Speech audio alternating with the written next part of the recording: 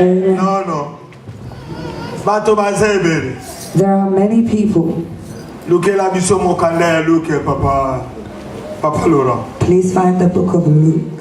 Hallelujah. Est-ce que c'est un wizard? Is there? Tell him merci cause. Please stand where you are. Totanga le lobananza. Let's read the word. Luc chapitre 16.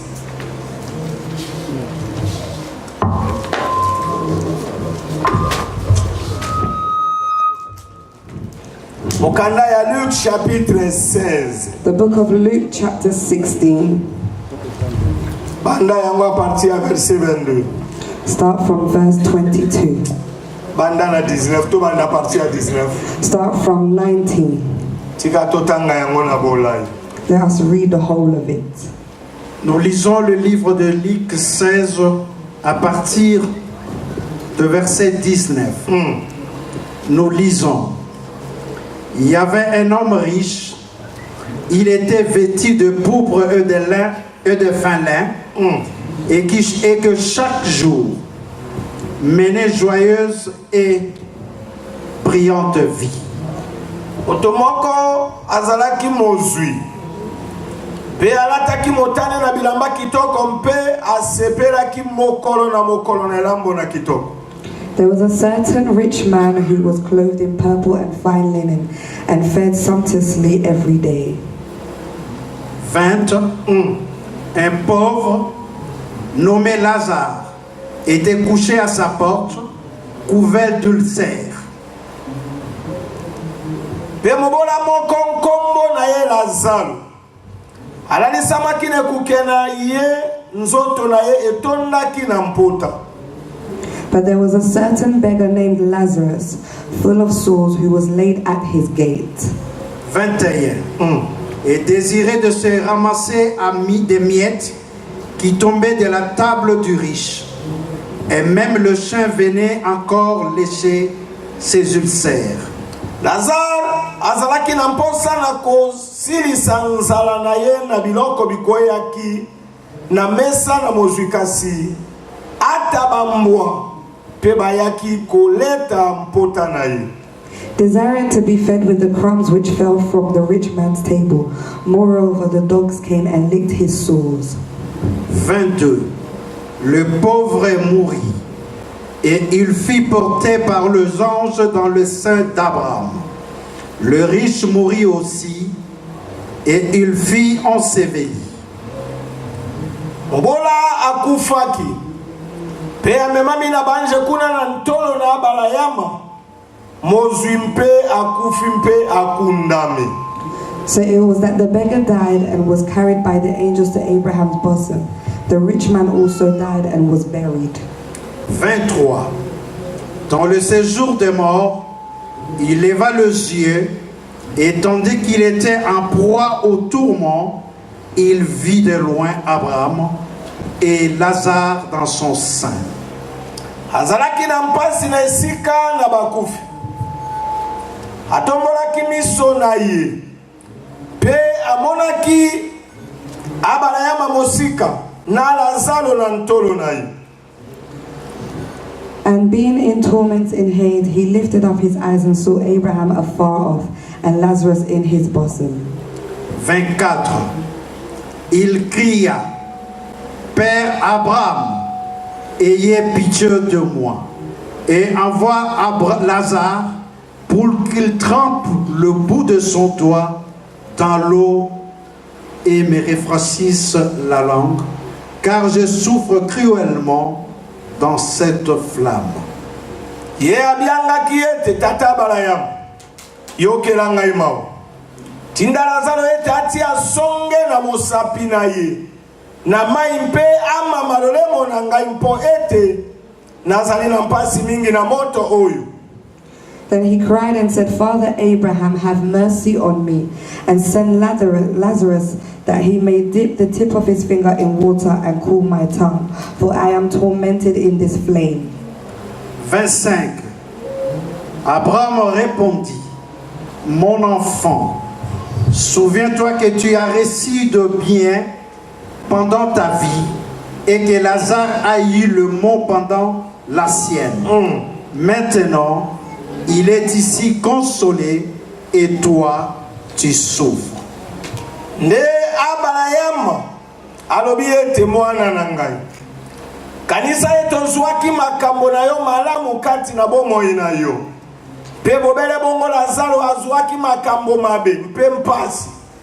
Nde sasa epi abondisami yawa nde yo oyoki mpasi. Verse 25, but Abraham said, Son, remember that in your lifetime you received your good things, and likewise Lazarus evil things, but now he is comforted and you are tormented. Verse 6.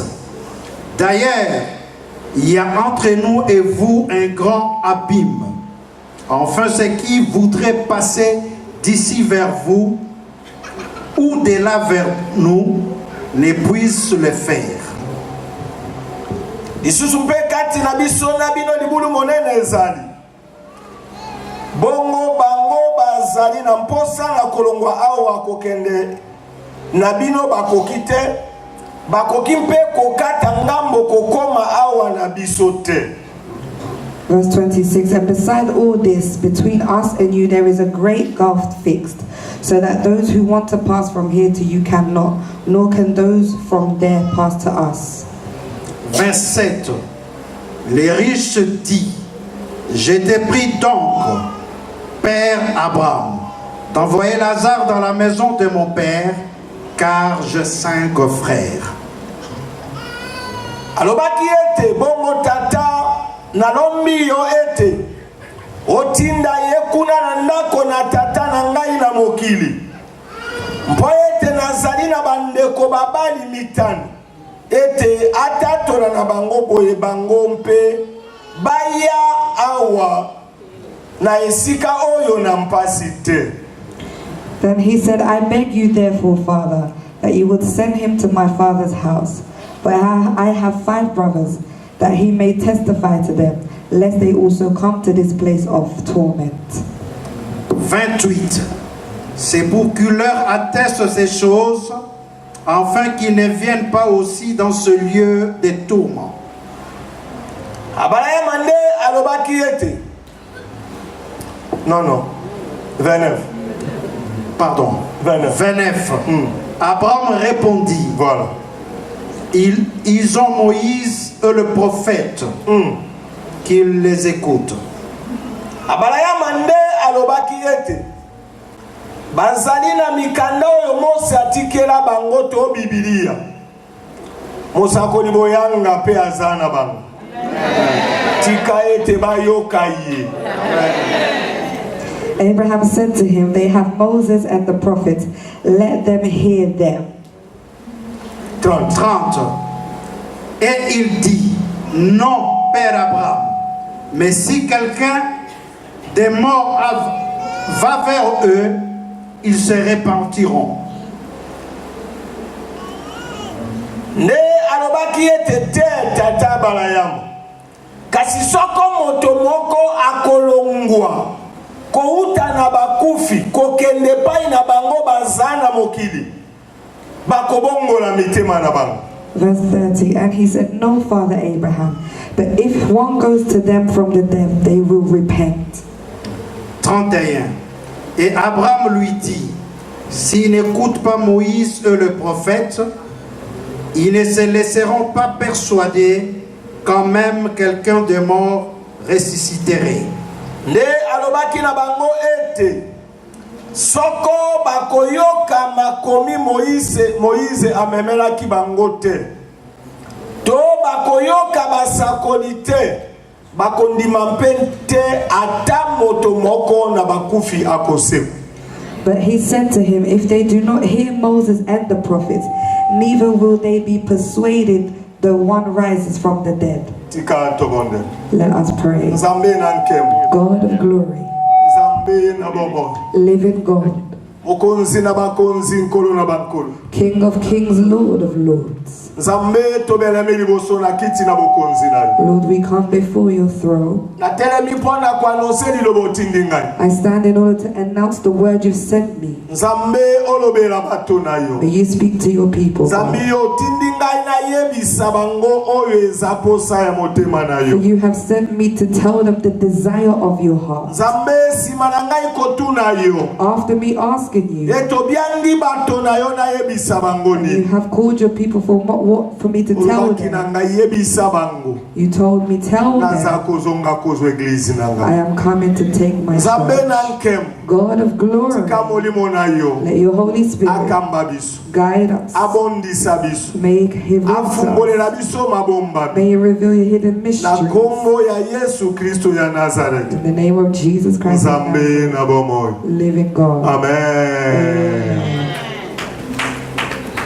Nzambe malamu, oh Nzambe malamu, oh Nzambe malamu, malamu ye malamu, Nzambe, Nzambe malamu, Nzambe, Nzambe malamu, Nzambe malamu, malamu, malamu, oh Nzambe malamu.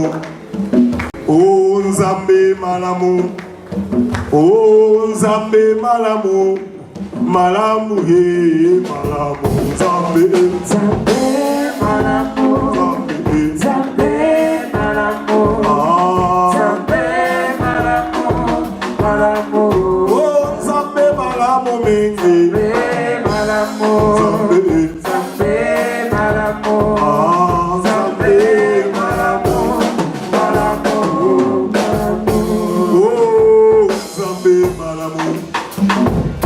Nzambe malamu, oh Nzambe malamu, malamu he malamu, Nzambe, Nzambe malamu, Nzambe malamu, Nzambe malamu, malamu, oh Nzambe malamu mingi, malamu, Nzambe, Nzambe malamu, Nzambe malamu, malamu.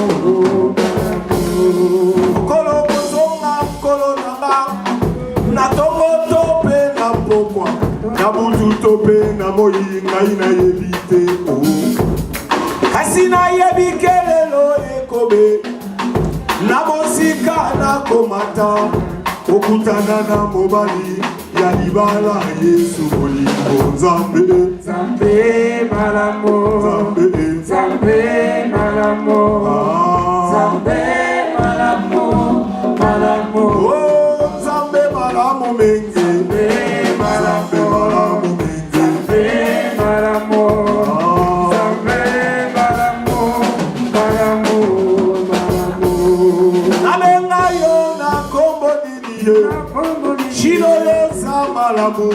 Solo yoza malamu, malamu ye.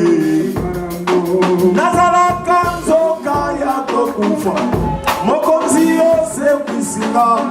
Nalobi yoza malamu, malamu ye, malamu Nzambe, Nzambe malamu, Nzambe, Nzambe malamu, Nzambe malamu, malamu, oh Nzambe malamu mengi.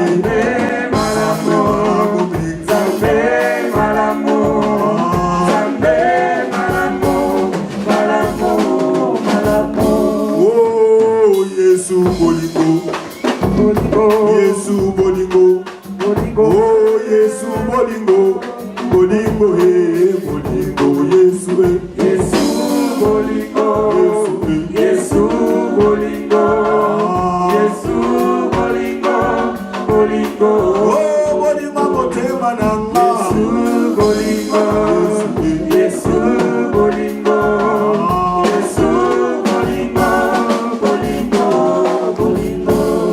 Namenga yo na kombo nini Yesu, shiro yoza malamu, solo yoza malamu, malamu he, malamu. Nazala kanzo kaya kokufa, mokonzi yose kwisinga, nalobi yoza malamu, malamu he, malamu Nzambe, Nzambe malamu,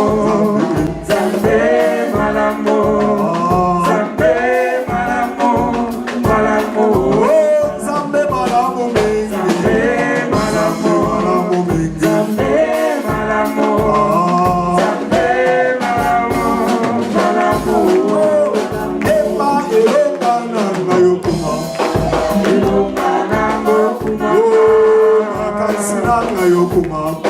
Makasinango. Oh, elikananga yokumama. Elikanango. Makasinanga yokumama. Makasinango kumama. Oh, Yokumama. elikananga yokumama. Esekonanga yokumama.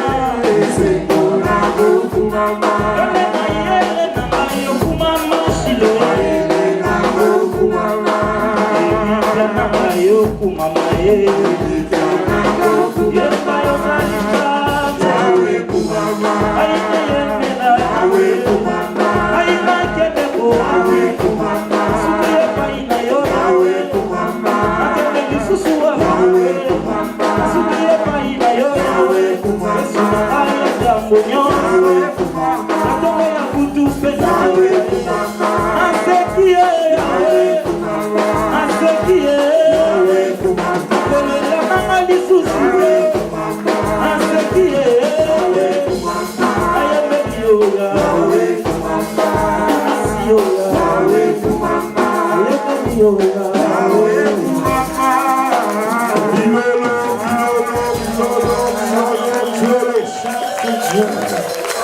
Amen. Yebisande kwaza pembeni yokolala te. Tell your neighbor, do not sleep. Lobana Yesu akiolali na kola musayo. Tell them, if you sleep, I will wake you up. Hallelujah. Amen. Hallelujah. Amen. Bamama batata bilenge bozwili baku ya kozala longo na biso mpokwa ya lelo. Mothers, fathers, and youth, you had the chance to be with us this evening. Natindami pokwa ya lelo. I am sent this evening Pona kueveye conscience ya baoyo nyonso babiangami banananza. in order to awaken the conscience of all those who are called the children of God. Roi atindingai. The King has sent me. Po moto na moto oyeba ete liboso na biso eza na bisika mibali. You must know that before us there is two things. Yoka très bien. Listen carefully. Maenzambe atindinga koyebisa bato na moki. For God has sent me to tell people of the world. Ola atindinga pokwa ya lelo. God has sent me this evening Po moto na moto kati na biso. so that each individual within us Oyeba ete liboso na biso. to know that in front of us, Sima na biso kolongwa na mokilio toza. after us leaving this world that we're in, Liboso na biso na eternite. before us in eternity, Planete ya eternite. the planet of eternity, Malgré emona na kate. although it cannot be seen, Une eza na bisika mingi te. there is no great things Eza there. kaka na bisika mibali. There's only two places. Amen. Say amen. Voilà pourquoi kola lobi. That's why the Lord has said, Mutu na biso ya liloba elobi boy. our theme is, Na eternite. in eternity, Eza kaka na bisika mibali. there is only two places. Amen. Say amen. Amen. Say amen. Soki mokilio esalema na bisanga ebele. If this world has been created in many ways, Soki mokilio esalema na bangomba pe bibale ebele. if this world has been made with many mountains, Soki nzambe asala etandi ya mokilio yo monene. if God made this earth big, Yeba yango ete na eternite. know that in eternity, Bamboka eza ebele te. there is not many countries. Lolenge nzambe asala mokilio tozala yango. The way God has created this world Na that esanga we're mosusu okokuta balobi eza esanga ya ba français. in. In other countries, you say that it's a country for the French. Kontina mosusu babengi yango kontina ya ba Americain. In other places, you will call it America. Bato na bato bazana kontina na ba. Each people have their own continent. Yesu atininga na yebisa yo. God has sent me to tell Na you eternite eza kaka de kontina. that in eternity, there's only two continents. Kontina ya liboso. The first continent, Ebyanga mi paradis. it is called paradise. Kontina ya mibale. And the second Ebyanga continent, mi lifelo. it is called hell. Amen. Say amen. Amen. Say amen. Bisika wana mibale. Those two places, Malgré although you cannot see it, but it is real. Listen to me, family. Listen to me, children. What Jesus has sent me to tell you this morning, I plead you in the name of Jesus. May you open your heart and hear these things. Whilst we're under the sun,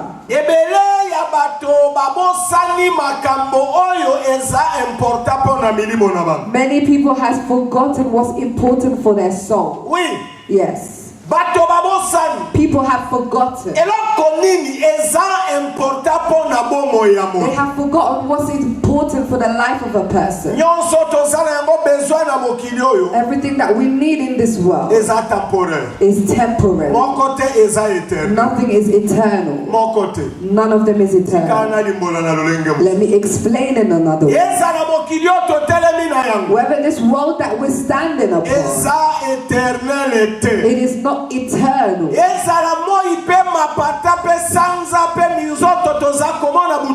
Whether it's the sun, the clouds, and the moon that we see day and night, it is not eternal. Whether the fishes in the sea, or the birds within the sky, whether it's the animals in the forest, whether it's the trees, none of them is eternal. What's eternal? It is only the soul of a person. Your soul, that's what's eternal. Say amen. Say amen. People have forgotten what's important. And people in the world, they find themselves looking for things that's not important. And what people are looking for that is not important, the scripture says that it is just a wind. It is vanity. It is vanity. Let me explain in another way. After the life that we have now,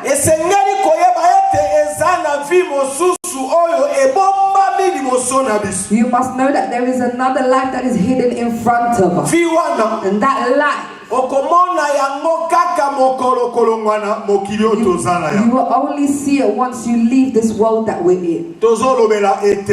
We're speaking about eternity.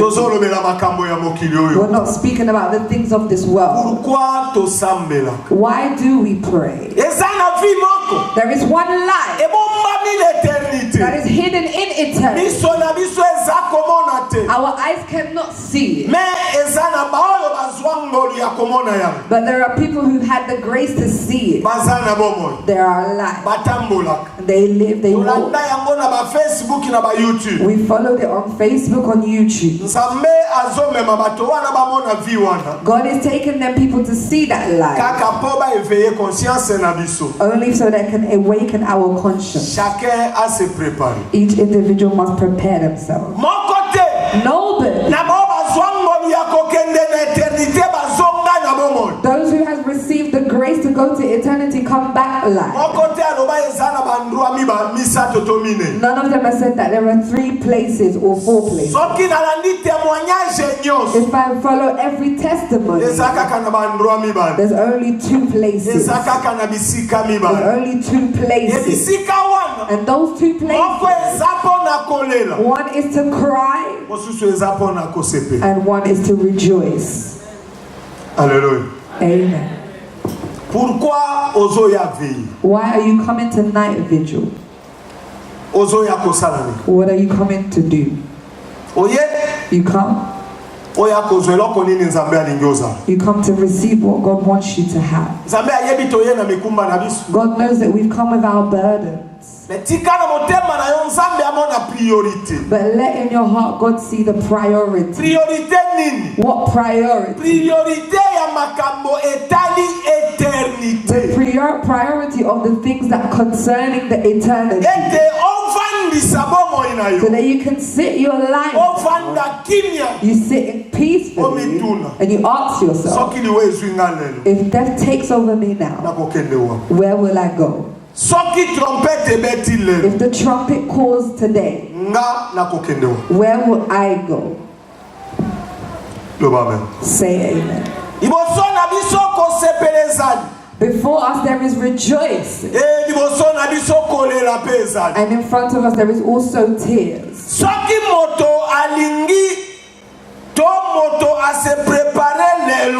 If a person does not prepare themselves today, the day that you will leave this world, know that you will cry. Listen to me, children of God. Listen to me, family of God. Let me give you an example. They give vaccination so that somebody can avoid any sickness. You hear the government, they will say that it needs for the children to receive vaccine. It needs for people to receive vaccination because there is a bug. And people will run quickly. They will go and receive this vaccination with their children, with their mothers, with the fathers. They prepare themselves because they don't want that bug or flu to reach to them. Let me turn it in another way. Listen to me, family of God. You are here. You are here. You are here. The word. This word. It is a whole vaccination. It is a whole vaccine for your soul. It is a whole vaccination for your soul. So that bug of hell must not reach to you. Hallelujah. Amen. Hallelujah. Amen. Hallelujah. Amen. Yakande.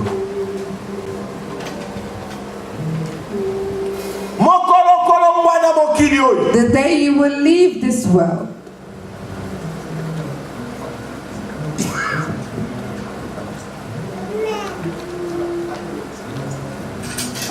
hallelujah. Amen. Hallelujah. Amen. The day you will leave this world is either you will cry forever or you will rejoice forever. Listen to me, family of God. Listen to me. Jesus has said to me, Boyanga, speak to them. Tell them, if a person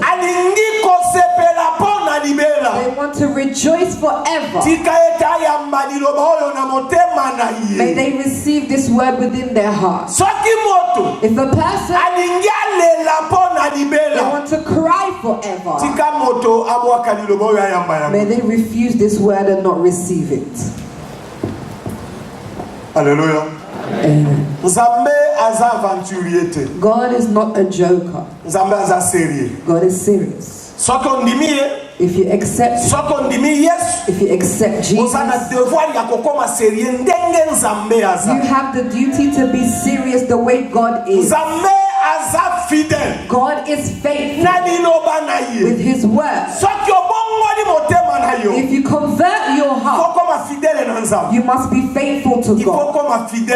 You must be faithful to God the way He is faithful to you.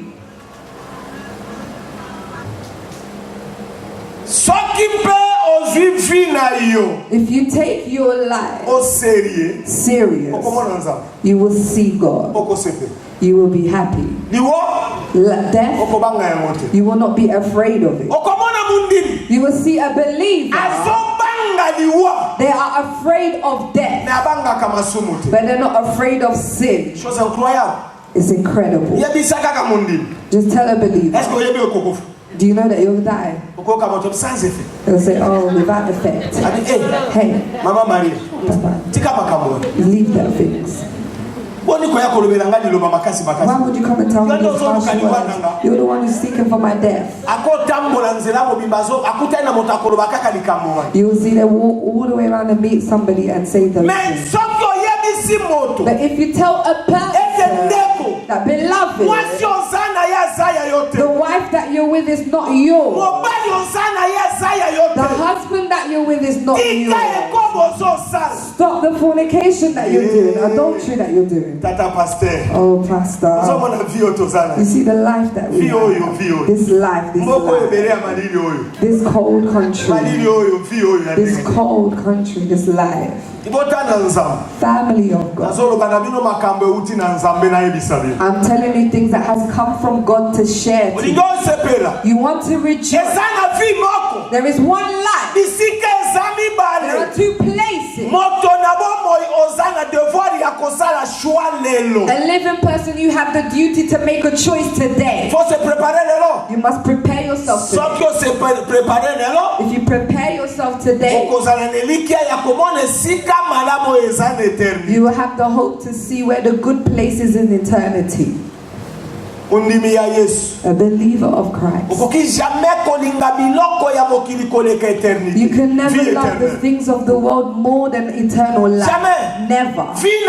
Your life, the eternal life, it is more valuable than money. It is more valuable than marriage. It is more valuable than children. It is more valuable than everything. Because everything that we're looking for, one day it will be destroyed. Family of God. You are praying. Other people are already used to God. You come to church.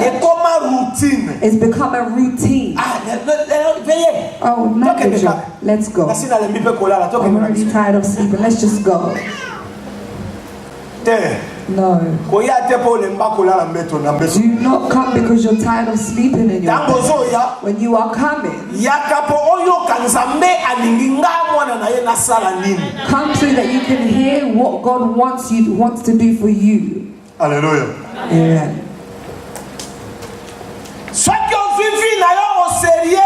If you take your life serious today, you will rejoice with the Lord forever and ever. But if you want to enter into the kingdom, once you've entered into paradise, nobody will take you out. The reality is that God has given us the freedom to choose. I am a loud voice shouting in the desert. I am shouting in the desert that each individual is free to choose. Let me tell you, for God, what's important is that Evangelist Boyanga speaks. If you speak, they will hear. That's it. When I will come, when the person leaves the world, the word that I declared through your mouth, that's what will determine where the person is going. Amen. Amen. Amen. Hallelujah. Amen. You don't know why I shout every day. Being sent from God is great. You can ask yourself, it's been 4 years today. Whether it's at night, whether it's in the morning, or in the evening, whether it's on TV, whether in the church, whether in the night before, they will call me everywhere to go and preach. I don't want God to ask me, Boyanga, I sent you, why did you not speak? My joy, it is that my burden, I'm bringing it down. When the trumpet calls, if Jesus removes me from the world before the trumpet calls, you will tell me, my child, Evangelist Boyanga, the loud voice within the wilderness, you have shouted, you spoken, you have done the work that I, your Father, sent you. Come, this is your place.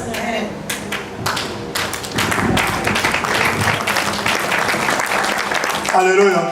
Amen. moto liberté ya kosala choix. God has left the freedom to a person to make choice. Open. You choose. Tikana lo bana lolenge mususu. Let me say it in another way. Choix nyonso moto asali na mokili lelo. Every choice a person makes in the world today, Yango nde ko déterminer direction ni nokokende. that's what will determine the direction you will go. Olingi na yebisa bino. You want me to tell you? Omandenge tovandi yawo. See how we're all seated. Bato bazo continuer kotambola na masumu. Those who are still walking in sin, Conscience na bango eza tranquille te soki liwe ezuye siko ya kokota. their conscience is telling them that if death was to take them, they will not enter. Bo basali choix ya ko continuer kotambola na masumu. Those who've made the choice to carry on walking in sin, Bayebi na mitema na bango. they know within their Ke heart soki trompete beti. that if the trumpet calls, Likambo nde kanginga. this thing has trapped me. Ibota na nzam. Family of Soko ndimi Yesu. if you believe in Jesus, Makila ya Yesu esukoli yo. the blood of Jesus has washed you. Kozongela masumu te. Do not go back to Yokanga. sin. Listen to me. Lisumu. Sin, Ebomaka nzoto. it destroys the body Komisaka molimo ya moto mbindo. and it makes the soul of a person become filthy. Tika nazo example. Let me take an example. Elamba ya pembe. The white clothes, Zindisa yango na mafuta. put it in oil. Soko bimisi yango. When you take it out, Okolika yango kolem. you will try to clean it, but you Ifo will lukela yango ba solution po ezonga na. You have to find other solutions so it can come. Adabongo. Even at that, Elamba wa nasuka na nyoso kolataka yango lisusu. you will never wear that clothes again. Tika na limbola ya. Let me explain. Omani nzoto tozana yango. See the body that we have. Eza envelope. This is like an envelope. Boyanga. Maria. Mosakoli boyanga. Maria. Mosakoli boyanga bozomona. The evangelist Boyanga that you Eza see nzoto yote. here, it is not this body. Molimo nanga. My soul, Eza moto mobimba. it is a whole body here. Oyo eza kaka It envelope. is just an envelope. Ndenge yo vandi. The way you are seated, Molimo na yo. your soul, Sambe alatisa yango nde envelope God ya has nzoto. clothed it, the envelope of the body. Soki osali lisumu. And if you sin, Yeba ke molimo na yo. know that your soul Ekomi bosoto. has become dirt. Nalona. In heaven, Bosoto wane kotaka te. that dirt does not enter. Mwa yo koteza. You cannot enter. Soko decide lelo. If you decide today, Choix na yo. your choice, Eko determine yo esika nini okoke. it will determine where you will go. Eza nzambe te. It is not God. No. No, Eza nzambe te. it is not God. Choix na yo. Your choice. Choix na yo. Your choice. Liloba ezosakola. The word is being Bato bazoyoka liloba na people nzambe. are hearing the word of Me God. liloba ezokota we biminga. But it's coming in one ear and coming out the Undimi other. ya Yesu. The reliever of Christ. Ozoya kosala nini église. What are you coming to do in Ozoya church? kosala nini. What are you coming to do in Nzambe church? aza aventurier te. God is not a joker. Nzambe. God, Nzambe. God, Aza 3 fois saint. He is holy 3 times. Atinda Yesu na He mokili. sent Jesus unto this Po world biso na bino tokoma saint ndenge ye aza. so that you and I can become saint the way He is. Oui. Yes. Ta oyo toza na mokili. The time that we're in this world, Nzambe atikeli yango mpo na biti moko. God has left it for one goal. Po toluka mbongo te. Not for us to seek for money. No. No. Po toluka mabala te. Not for us to seek for marriage. Ta oza na yango. The place that you're in. Nzambe atikeli yo yango po o se préparer pour l'éternité. The time that you have, God has given it to you so you can prepare yourself for eternity. Est-ce que ozoyo kanga mama? Are you hearing me? Bande ko balinga mais est-ce que ozoyo Are kanga? you hearing me, beloved? Yonde ko zolanda biso na Facebook. Est-ce que ozoyo kanga? You beloved who is following us on Facebook, are you listening? Olie omitungisa pona makambo ya mokili. Instead of you worrying about the things of the world, Yesu alinga mona motema na yo. God wants to see your heart. Ezo mitungisa pona kokota na paradis. Is worrying in order to enter into paradise. Alléluia. Amen. Alléluia. Amen.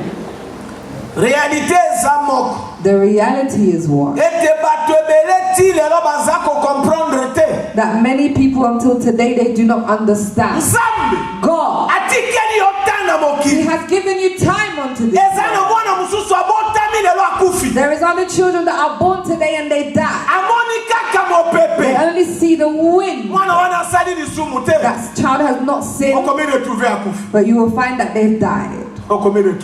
you will find that they've died. I followed the testimony of my mother. I followed the testimony of our mother. She said we were in apartments. They have killed people that were they killed people that was around me. But I was saved. She asked the question, what did I do in order for me to still be alive? What has allowed me to remain? Children of God, nobody knows when they will leave this world. Who knows how long you will last in this world that you're in? If you don't know your duration in this world, how come you are playing with your life? How come you have left your life to go into wrong? Family of God, where will you go? Today, I am shouting like a mad person. But there is one day I have joy, because there is one day when we will go into paradise. There are people that will come to me. They will say, oh, evangelist, good thing God sent me. Today I'm in paradise. Hallelujah. Amen. Hallelujah. Amen. God has given you time to prepare yourself for eternity. Family of God, listen, family of God. Pray to God. You don't pray to God with your faith. Accepting God. You don't pray for Him for clothes. It is needed for your soul. Your soul to reach the level of worshiping God. Yes. In that moment, you have hope. You have hope. If you are still bowing down to God with your flesh, you've not reached yet. You've not reached yet. What has trapped your life? There are people sleeping. People are waking up. Their thoughts is only upon the things of the world. People are running. I must get married. I must have children. I must have money. I must build a home.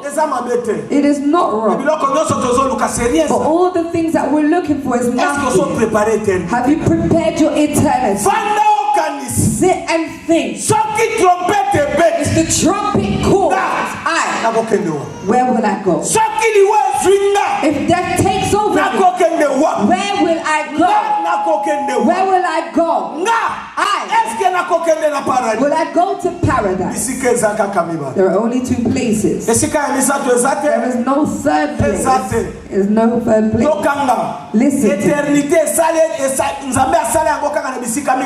Eternity only have two places. That planet of eternity. That planet of eternity. God has not made it three places. Only two places. Heaven and hell. That's it. There is only two places. But in this world, you can change cities. We're Congolese. We have Ghanaians here. We have British people here. You can decide and say, I'm going to America. Life is hard in England. I'm going to America. But in eternity, once you go to that one direction, there is no visa. They don't change nationalities. Either you belong to God or you belong to hell. Today, you must prepare your eternity. If you've not yet prepared it, I plead you, prepare your eternity. Prepare your eternity. People are walking in a way that God is sad. God is looking at the hearts of men. People are filled with conflict. There is so much hatred in the hearts of people. There is fighting in the hearts of people. Where are you going with the things of this world? You don't have time to envy people. Each person who's concentrated on preparing eternity, they will not envy another person. They will not hate another person. No. I know one thing. My life. I'm a visitor in this world. What God says I will have, I will have. What God says I will not receive, even though I fight, I will not receive it. Say amen. People are asleep. See how much worries they have. People are having insomnia. If God looks at their hearts, there's not even a single taste of eternity. It's just the things of the world. God sits and looks. You see, you're suffering for no reason. You're suffering for no reason. Listen. Money is nothing. The things of the world is nothing. Your soul. Your soul. Your soul has, God has made it eternal. My soul. Everything can die here. This hope can fall. It could break this, but it will never enter into eternity. But if I sleep, my soul will go into eternity. Over there, I will not see a table. I will not see a hole. Over there, I'm going to make an account for my duration of the world. You're in this world. Today you're 40 years old. Today you're 50 years old. Today you're 60 years old. You are 19. You are 16. You are 15. You are 60. I don't know how old you are. But God has given you time to prepare. My dear brothers, every person that is preparing themselves for eternity, this world doesn't mean anything to them. This world, it don't mean anything to them. It don't mean anything to them. If they lack, they'll say, God, thank you. I know that I'm your child. You will feed. And if they receive never what God has given to them, it will never make them separate from God. You come to Europe. Europe has made you separate from God. Life, the life of this world, life, it has separated you from God. No. Convert your heart. Convert your heart. In eternity, there are two places. What choice have you made? Never. Will you be one part of God and another part of you in the world? Because the scriptures say, if you are not hot and you are not cold, God will vomit you. It's either you are cold or you are hot. In another way, I would say, either you are a believer of Christ, or you are a servant of Satan. You're in the works of Satan. You choose. You believe in Jesus. You have made an alliance with God. You have made a covenant with God. You have the duty to protect it. There is a danger in front of us. Dangers in front of us. Amen. Say amen. Amen. Say amen. Many people have placed their heart upon the life that we have. It is good.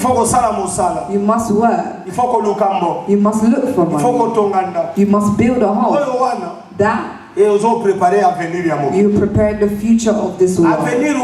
That future with you and your children, it only has a small duration. Yes, it only has a small duration.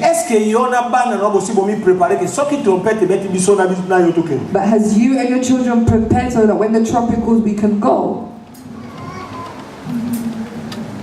Hallelujah. Amen. Yebisande kwa zape metika kola. Tell your neighbor next to you, stop sleeping. Tunaye oyaki kosala ni na veye. Ask them, what did you come to do in the night vigil? Ozolala. You are sleeping. Tunaye motuna. Ask them a question. Balobini. What have they said? Balobini. What have they said? Tunaye ozalaki kolala. Ask them, Balobini. you were sleeping. What have they said? Oh, tala moto azape mbeni na yo azolala. Look at the person that is next to you. They are sleeping. Tunaye balobini. Ask them, what have they said? Yo kanenga azolia monoko. That's true. Hallelujah.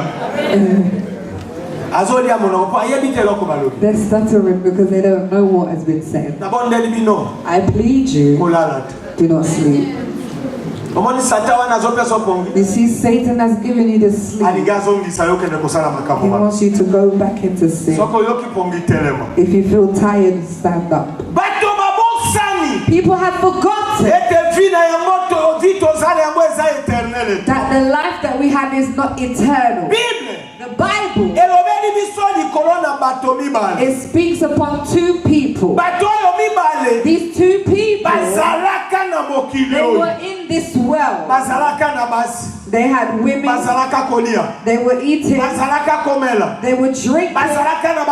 They had homes. They were dressed. This is what my Bible says. One, his name was Lazarus. The Bible has told us how he was. He was a beggar. Lazarus. He was a beggar. A person of poor. He was a person who was suffering.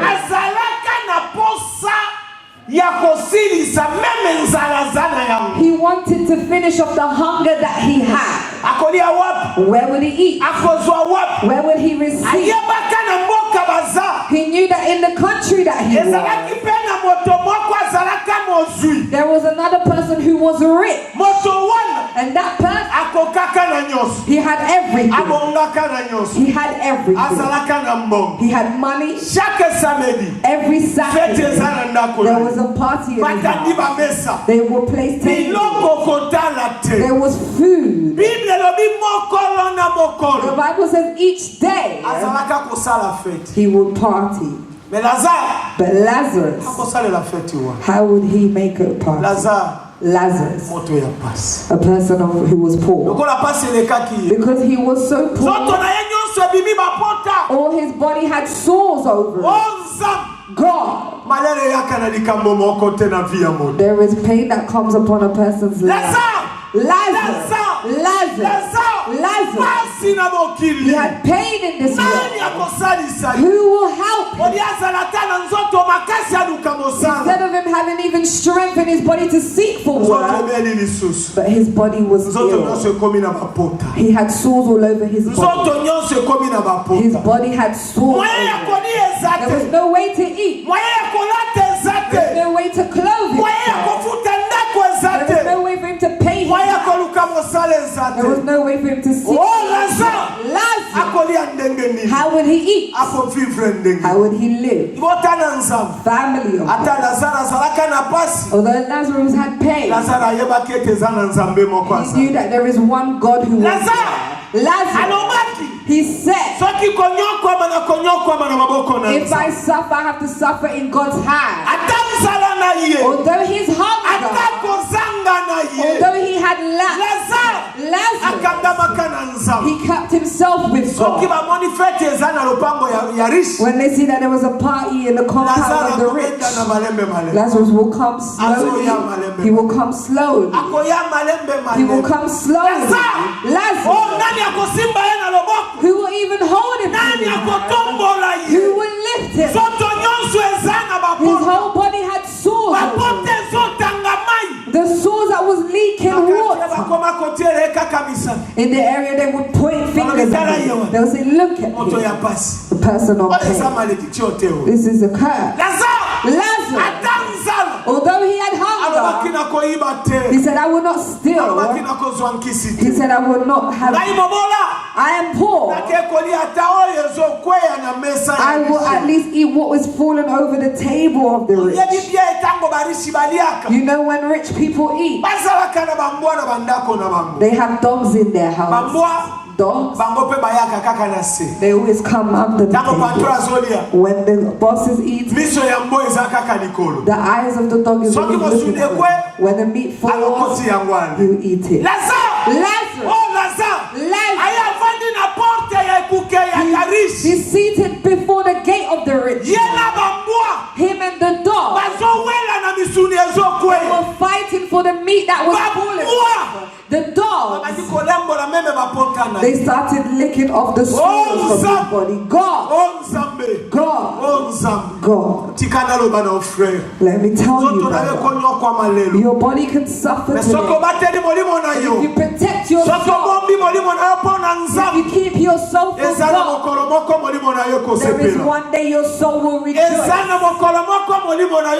is one day your soul will cry out before God.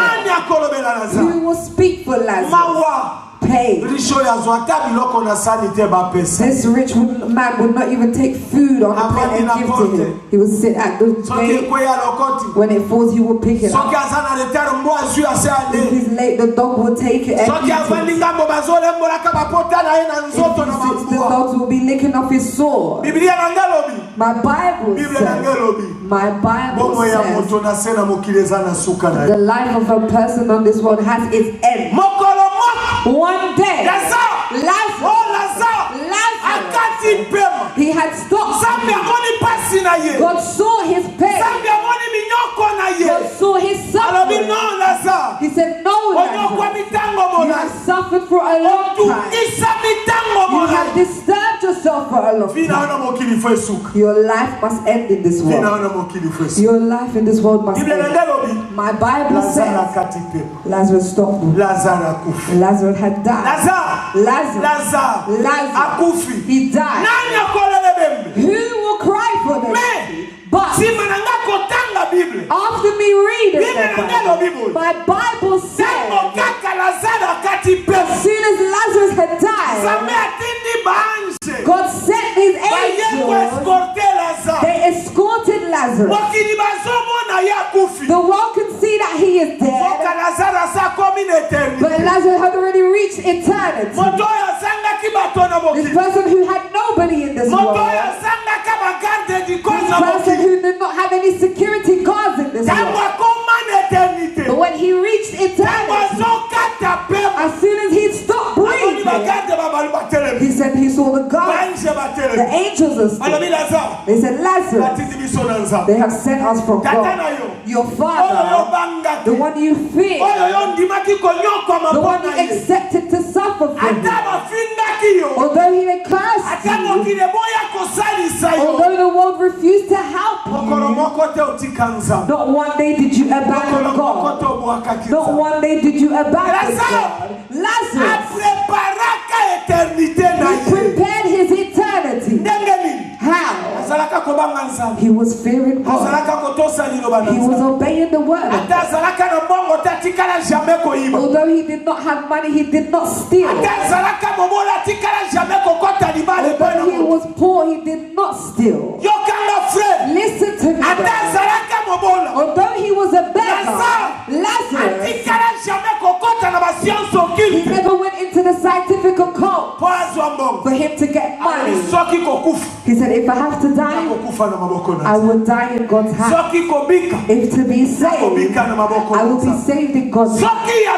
If truth, eternity, and eternity, that there is heaven, God fights for the righteous. If God, he justifies the righteous, he says, I want to know this. When he died, You see the corpse, the poor. Who will cry out for him? Who will cry for him? The one who was not known. He was nobody. If he died, each person had their word. Some people will say, may he just die because he suffered too much. With all the pains that he had, may he just die. Those who were insulted him, insulted him. But Lazarus, my Bible says, in eternity, God, he sent the angel. The angel stood. He said, Lazarus, God has sent in order to take you to that city. And that city, nobody can enter anyhow in that city. Family of God, they escorted Lazarus. The beggar, he's now find himself a great king, a beggar, the beggar. I thank God with the song of our mother, Lord.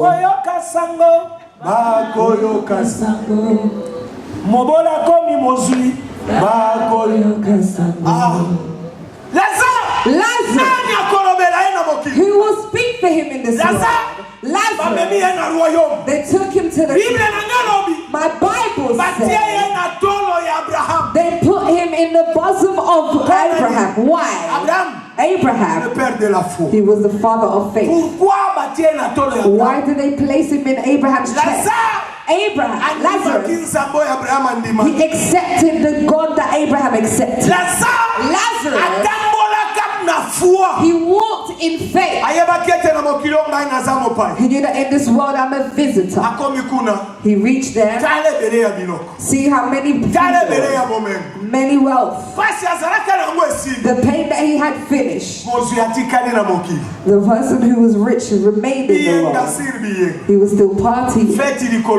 Feast upon feast. Family of God. Vanity is vanity. Listen to me. Listen. One day, the one who was wealthy, who did not die, has now died. The money has denied him. He said, I don't know you. You came to this world, you met me. When you came empty. You came naked. You didn't have anything. The clothes you met me in, homes you met me in, it doesn't belong to you. They borrowed it to you. When he died, my Bible says they went to bury him. Let me tell you one thing. All those who've accepted Jesus, all those who have converted them, all those who have been born again, they do not bury them. They are not buried. When they stop breathing, the angels will stand up to take them to their destination. But all those who have not prepared themselves, they are buried. They buried them. Why have they buried them? Because the Bible says the salary of sin is death. All those who have died, they are buried. But the one who is righteous, how will they bury him? If not died, they can never bury the one who is alive. The Bible says when they buried the wealthy man, the reality is that he reached a place of pain. My Bible says he lifted up his eyes. And the reality is that when he was in pain, his face was facing down. But when he lifted up his eyes, he saw a great hole, that has separated them. On the other side there was Abraham, Lazarus, and he's on the other side. And when he lifted up his eyes and saw, he said, oh, this is Lazarus. Pain, heat. He's standing on top of it. There is fire on him, but he's not. There is too much pain.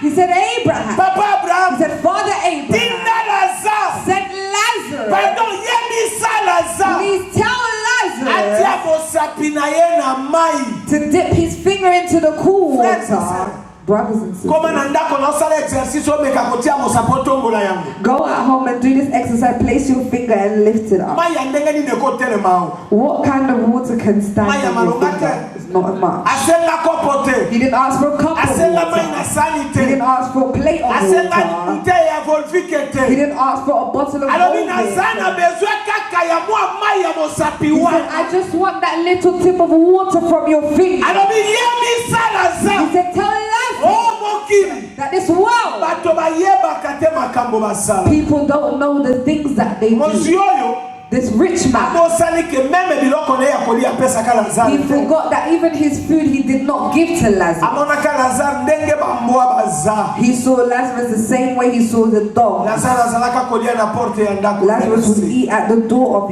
his house. Abraham alobi na ebo. Abraham said to him, Alobi mwana. he said, child, Omani libulu wana. you see this great hole? Mokonzo ya tonga planete oyo. The king that has built this planet, Akabola lola na lifelo libulu monene he eza. has separated heaven and hell, and there is a great hole. Tango twazana posa ya kolongwesika boza ayawa akoko mate. Even if a person wants to cross over, they cannot cross over Libulu wana nde kaboli biso. because that hole has separated. Alobi ozwaki biloko ebele na He mokili. says you received so many things in the world. Otondaki na mbongo ebele na You mokili. had so much money in the Me world, ozwaka nyonso na mokili. but you took everything in the world. Lazare azwaka pasi. And Lazarus had pain. Lelo. Today, Ye azoli aparna. he is having his part. Ibotana nzambe. Family of God. Ndima konyoko melongo na Yesu. Accept to suffer along Ndima with Christ. kozanga elongo na Yesu. Accept to lack with Him. Ndima koleka desert na elongo na Yesu. Accept to go through the desert with Christ. Ndima mokili baboya yo elongo na Yesu. Accept for the world to refuse you Ndima along. mokili batonga yo elongo na Yesu. Except for the world to gossip about you along Pasi with ozomona Christ. lelo. The pain that you're seeing Pasi today, okomona lobi. the pain that you could see Eza na tomorrow, mokolo moko pasi wana okokanisa yango there is lisusu. one day you will no longer think of that day. Hallelujah. Mozi alobi eza nde bongo. The rich man said, is this Libulu oyo so? nde moye moto aye eza te. This big hole, nobody can cross over. Alobi Abraham. He said, Abraham, Pasi eleki. too much pain. Frères et sœurs. Brothers and sisters, Lilobo eza lisolo te. this word is not a story. Yokanga eza vérité eza It is n'éternité. a truth that is in eternity. Okoloba bayebisa yo te. You will say that they never told you. Omani filme ya lelo. You see the film of Nzambe today, akolakisa yo yango. God will show it to Alobi you. You say, yo olobi oyebaka te. you say you did not know. Alobi zela. You say, wait, Nayebi nalakisa yo likambo. let me show you one thing. Osakoli Boyanga alobaki nini? Evangelist Boyanga, what did he say? Ayebisaki te ke ngai Nzambe nde natindaki He ye. did not tell you that I Alobi got zela sent. tolakisa yo filme Let wa. us show you this film. Bakolakisa yo veye It mu. will show you this whole night. Soki ozolala. If you are Balobi tala sleeping, ndenge ozalaka kolala mokolo. they'll say, look how you were sleeping on that day. Loba amen.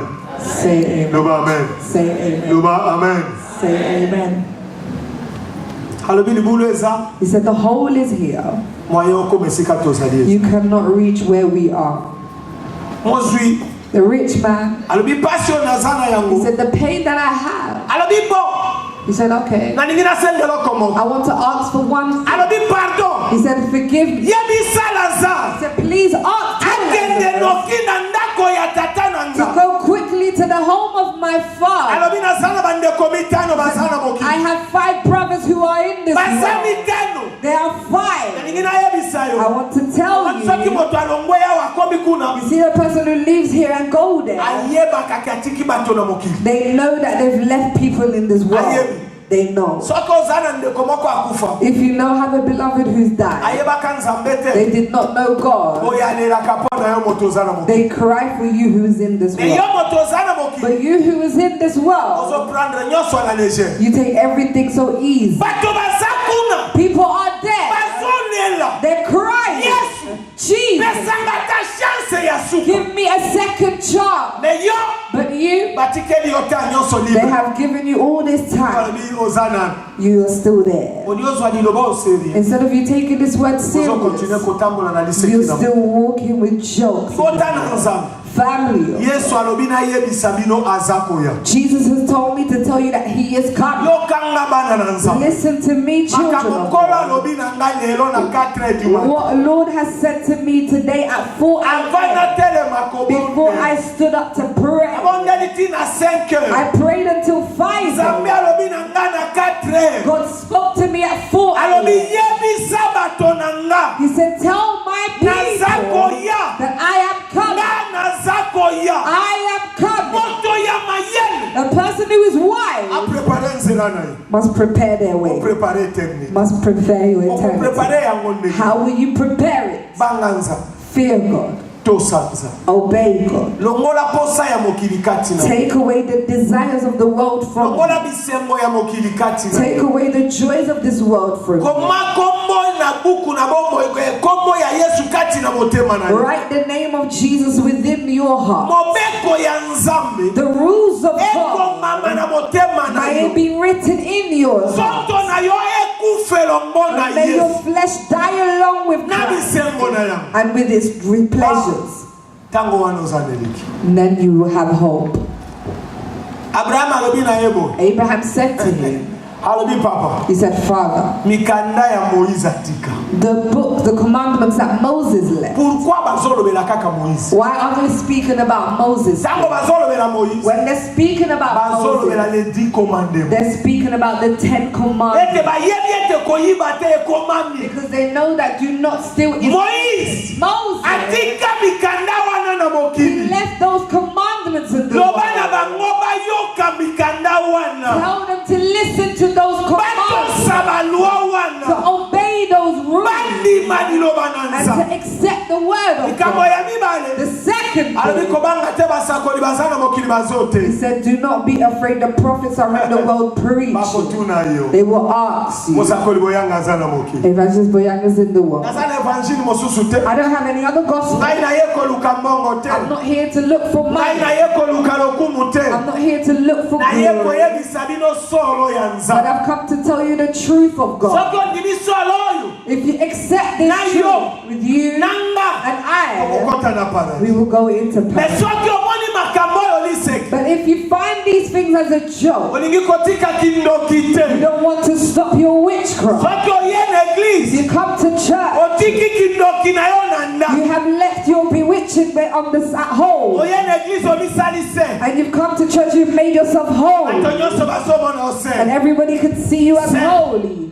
Soko zongi. When you go back, Ozwi mapapu. you take your wings, Ozongeli kopo. you go back to flying. Bayebisi ye. They tell you, Mosakoli boyanga azana mokili. Evangelist Boyanga is in the world. Mongongo na mongangi azana mokili. The loud voice shouting in the room. Soki balingi kobongo na If motema. they want to convert them, Bayoka mosakoli wana. they must listen to this evangelist. Azomashe mona ye te. He is not making up these words. Makambo nzambe alobi na ye aloba. And what God has told him to speak, Yango nazoloba. that's what I'm saying. Naza neloko na kosala bino plaisir. I don't have nothing to please you Soit for. oyamba yango. Whether you receive Soit it oboya yango. or you refuse Eza it, nzela na yo. it is your Eza way, shwa na yo. it is your Lola choice. bakotuna chacun parmi nous. But heaven will ask each Kolona individual makambo tozoyo. upon the things that we're speaking Yoka upon. ma frères et sœurs. Listen to me, brothers and Naza sisters. na joie. I have Lola joy. bazolanda. Heaven can follow us. Bakamera ya lole zolanda. The cameras of heaven can see us. Alobi non. He said, no. Alobi papa Abraham. He said, Father Abraham, Soki moto. if a person Awutia wesika toza. has come from this place that we're in, Akaina mokili bakoyoka ye nokipe bakondima ye. and they go into the world, they will listen to them quickly when they accept them. Abraham alobi na yebo. Abraham said to them, Yondo zo kanisa bo. that's what you think. No. No.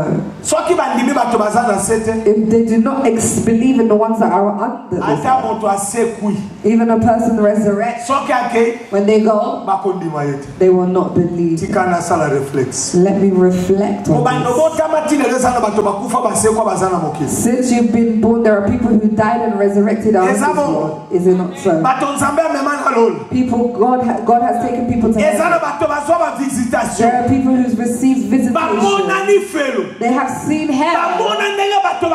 They've seen the way people are being tormented. I am asking you a question. Those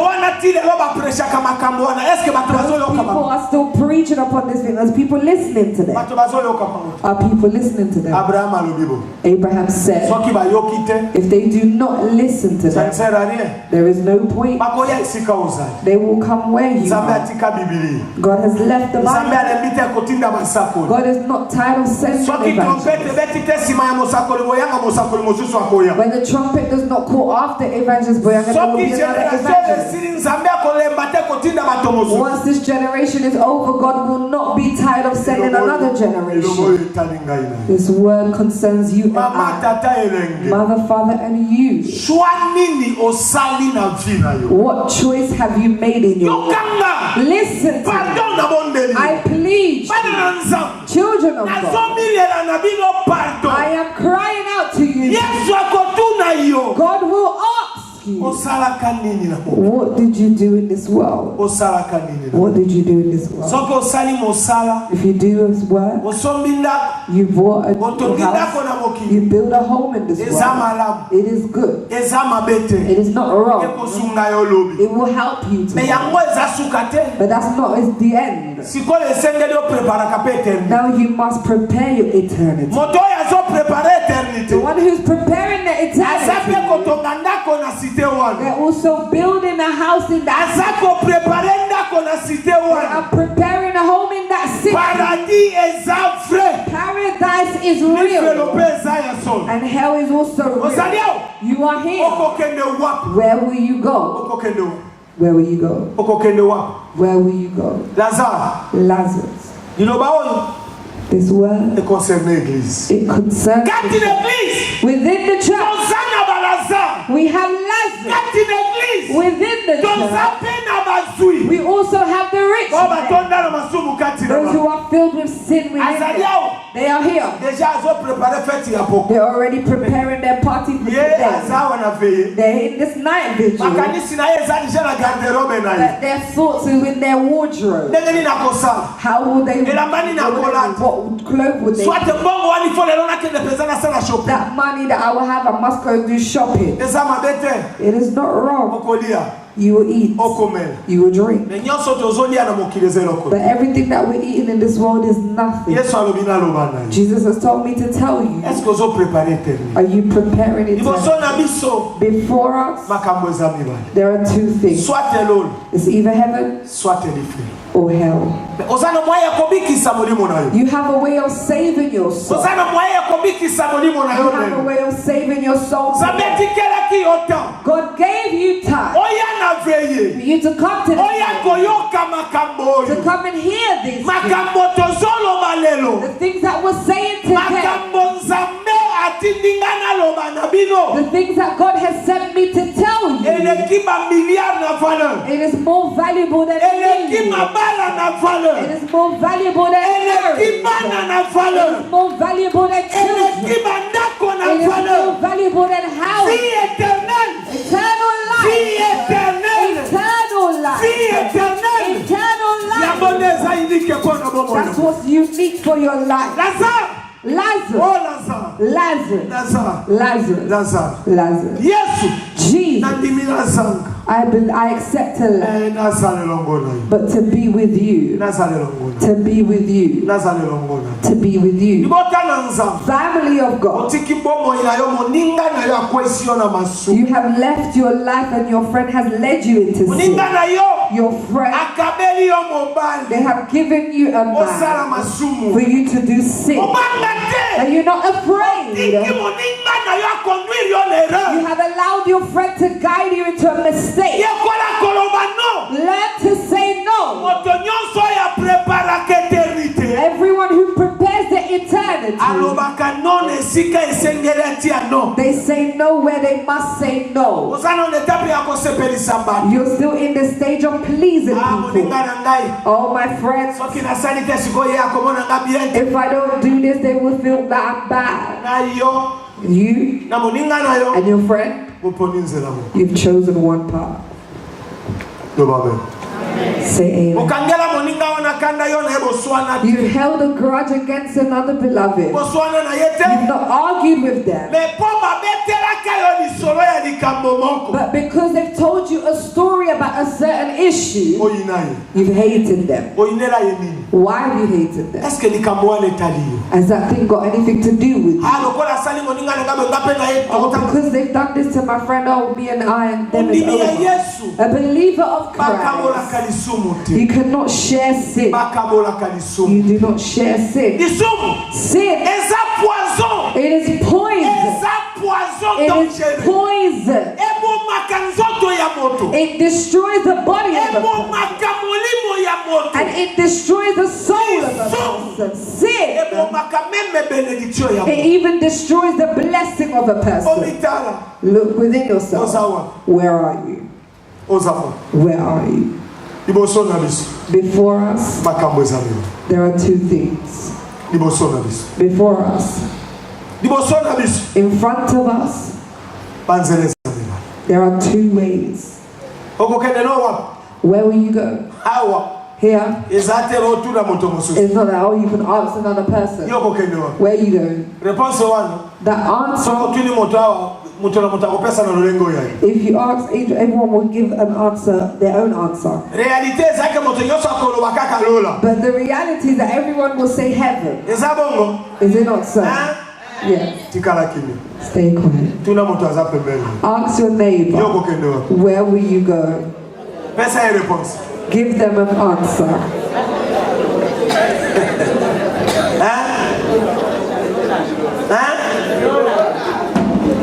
Bato wale wakota na lola. How many people will go heaven? Loba amen. Loba amen. Say amen. Oui. Ngai na koboya tepo yo moko miyebi.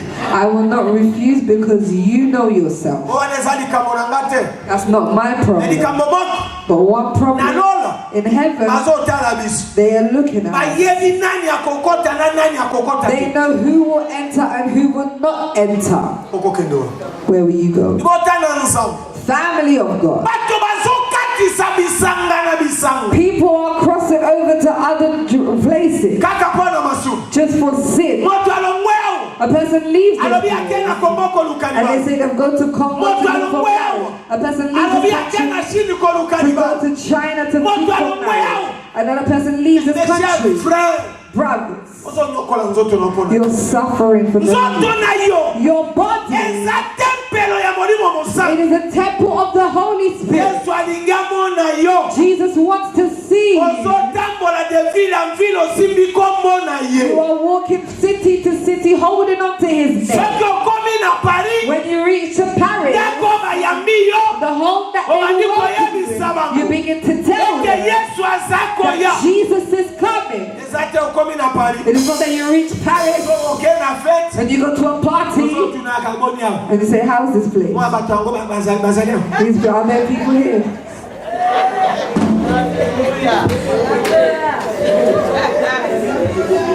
Oninga po kuti azana mutu basi bakata ekende. And then you see them on a person, their head is already cut off. Akoyebisa oni. What will they tell you? Alubisa la kami. Lelo samedi. They say, be calm. Today is Saturday. Moto wana saye baba fete nyonso. That person already knows every party that's around. Ozo bezana mboka wo. There's too much stupidness Batata in this bibi bana country. mandefu. Old men with beards. Bazana bana makoli ndego na zana ma. They have children who are old enough. Okomona ina kifunda ya But valise. you will see them with their bag of with their suitcases. You think that they're Azo traveling, voyager te. but they're not Nakati traveling. ba sapato. Within them, their Nakati shoes. ba cravate. They have ties in Nakati ba there. pantalon na ba costume. They have suits in Azo there. mende yango akekuna akeko sala. They're dragging it and they're going somewhere else to Soki sit. alati wana ya bibi. And when they're dressed, they go out. Asaka bana mavandi. They're dead, and then Soki change asilisi. in. Akeko changer mosu. And when they finish, they go and get changed. Vanity. Vanity, Vanity. vanity. Biloko ya bazotia na Facebook. And these things they're putting in it in Facebook. Nabenga kamoninga na ngaya tango nyoso. I call my friend of all time. Nalabi molonga ni haka kotala masuku. I said, well, come and see this sin that this person is Ndenge doing. nini? How? Tempelo ya nzambe. The temple of God, Frères et sœurs. brothers and sisters. sisters, I plead you. Europe is not paradise. Europe is not paradise. Listen to me. Jesus is coming. Lazarus. Who will be Lazarus? Who will sit in the chest of Abraham? Who will walk in the fear of God? Who will walk in obeying God? We will know that Jesus has died for them upon the cross. And the time comes. When the time comes, the angels will take them and escort them. And these type of people, when death takes over them, see the gospel that is in them. See how they are. They have gone to heaven. What a lie. Look at a lie. Who's told you they've gone to heaven?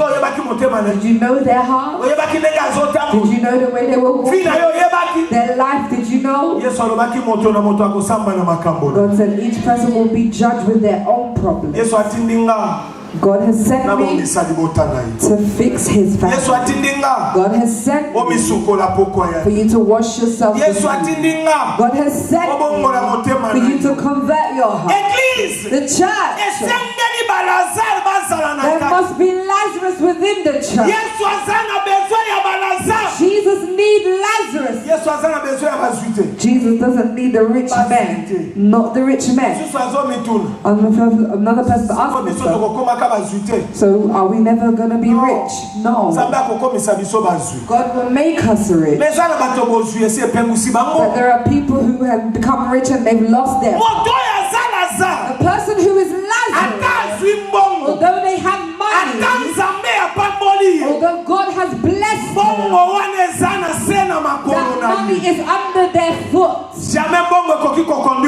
Money can never guide their life. Never. Where are you? Where are you? Where are you? Lazarus, where are you? Lazarus, you the rich man. God has given you time. God wants you to confess. I plead you. I'm not looking for money. I am not looking for money. Evangelist Boyanga. God has not sent me to look for money. Jesus has sent me. For those who have not yet converted their heart, for them to convert their heart. If you convert your heart, and if you protect your covenant with God, eternal life is yours. Eternal life. Eternal life. Eternal life. That's the great thing I protect. You can take my houses. You can sell my home. You can sell my money. You can take whatever you want to take. But what's important in my life is eternal life. Eternal life. Family of God. The trumpet is about to call. Today, God has said to me, evangelist, tell them, I am coming. I'm coming. Tell them I am coming. Jesus has told me to tell you that he is coming. Listen to me, mother, I am not drunk. I am telling you what is coming from God. Take your life serious. Take your soul serious. Take your life serious. Today, if you prepare, your preparation is what will determine your path. That's what will determine your path. Either you will enter or you will not enter. Where are you? You have a way of being saved if you confess. The Christian life is not about pleasing people. Do not waste your time or try to impress me. Do I impress you? No. Each one must impress God. God wants to look at your heart and says, what? This, although pain, they are I'm not giving it to them. Look at the way they are worshiping. And within their heart, they don't even have the desire to sin. Brothers and sisters, I was shocked. You who is divorcing, I plead you do not divorce. If you already divorced, ask God to have mercy on you. Do you hear me? Do you follow me well? Family of God, are you listening to me? Another mother called me a week ago. She got married. Then after she got married, she separated from her husband. And when she separated from her husband, she went to marry another man. Her marriage was good. Her marriage was really well. She slept with her husband. Then when they woke up, the husband said, from today this marriage is over. They did not argue. They did not fight. The husband said to her, you told me that you already had another husband. She said, did I say this in my dream? He said, I'm telling you that this marriage is over. And that's how they separated. And the husband, where he went to get married. That woman, one day she went to meet me in the office in KLM.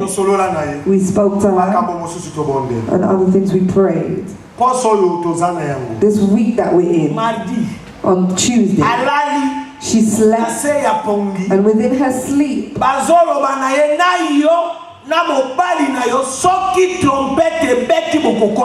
are telling her that you and your husband, when the trumpet calls, you would not enter. They said they're telling her this in her sleep with you and your husband. When the trumpet calls today, brothers, I cry. It is grave that you're walking in the world and you know that you're going to hell. She said, Mama. I said, have you told your husband? I said, yeah, you must tell him to find a solution to see what he will do. I plead, brothers and sisters, God, they do not play with you. My brothers and sisters, listen, God, you have to fear God. You must know God. If you know God, that mother was crying. I'm laughing. I said, oh, this is a great issue. The heaven has told you that you will not enter. What can I do? What can I do? What can I do? For me to pray. Even if I pray, heaven, they said that you will not enter. Listen to me, not even a pastor, not one evangelist, not one prophet, not one apostle, not one doctor has the capacity to make a person enter into heaven. If you do not convert your heart, I am telling you that you will cry. If you think that I will speak on your behalf to God. You know that they come to night vigil every year. This woman, they do not miss out on your night vigil. No, God, let her enter. They will not listen to me. You think they will even allow me to be there? They already sent me away when I'm dancing. I will be rejoicing. Over there, the music of heaven. And you're in the barrier. You will not see God. It's just one of the angels that when you are coming, they already see you dark. They already see you filthy. You want to come forward, so you stay there, not here. Your door is there. It is great for you to walk in this world and they tell you that you will not enter into heaven. I was shocked in my heart. I said, God, I told this woman, God loves you. God has given you a chance. God, alingiyo He loves you. alingiyo He loves you. mpona yo na mobali wana bochange bozonga bovanda bobokola bana na bino. So you and that husband, you must change your decisions, come back and make soki te raise your children. If nzambe not, akokai kolongola na mokili sanke kutu aloba na yo. God kind of removed you from the world without even asking Mes you. chers frères, My brothers, toyebeli nzambe na alleluia.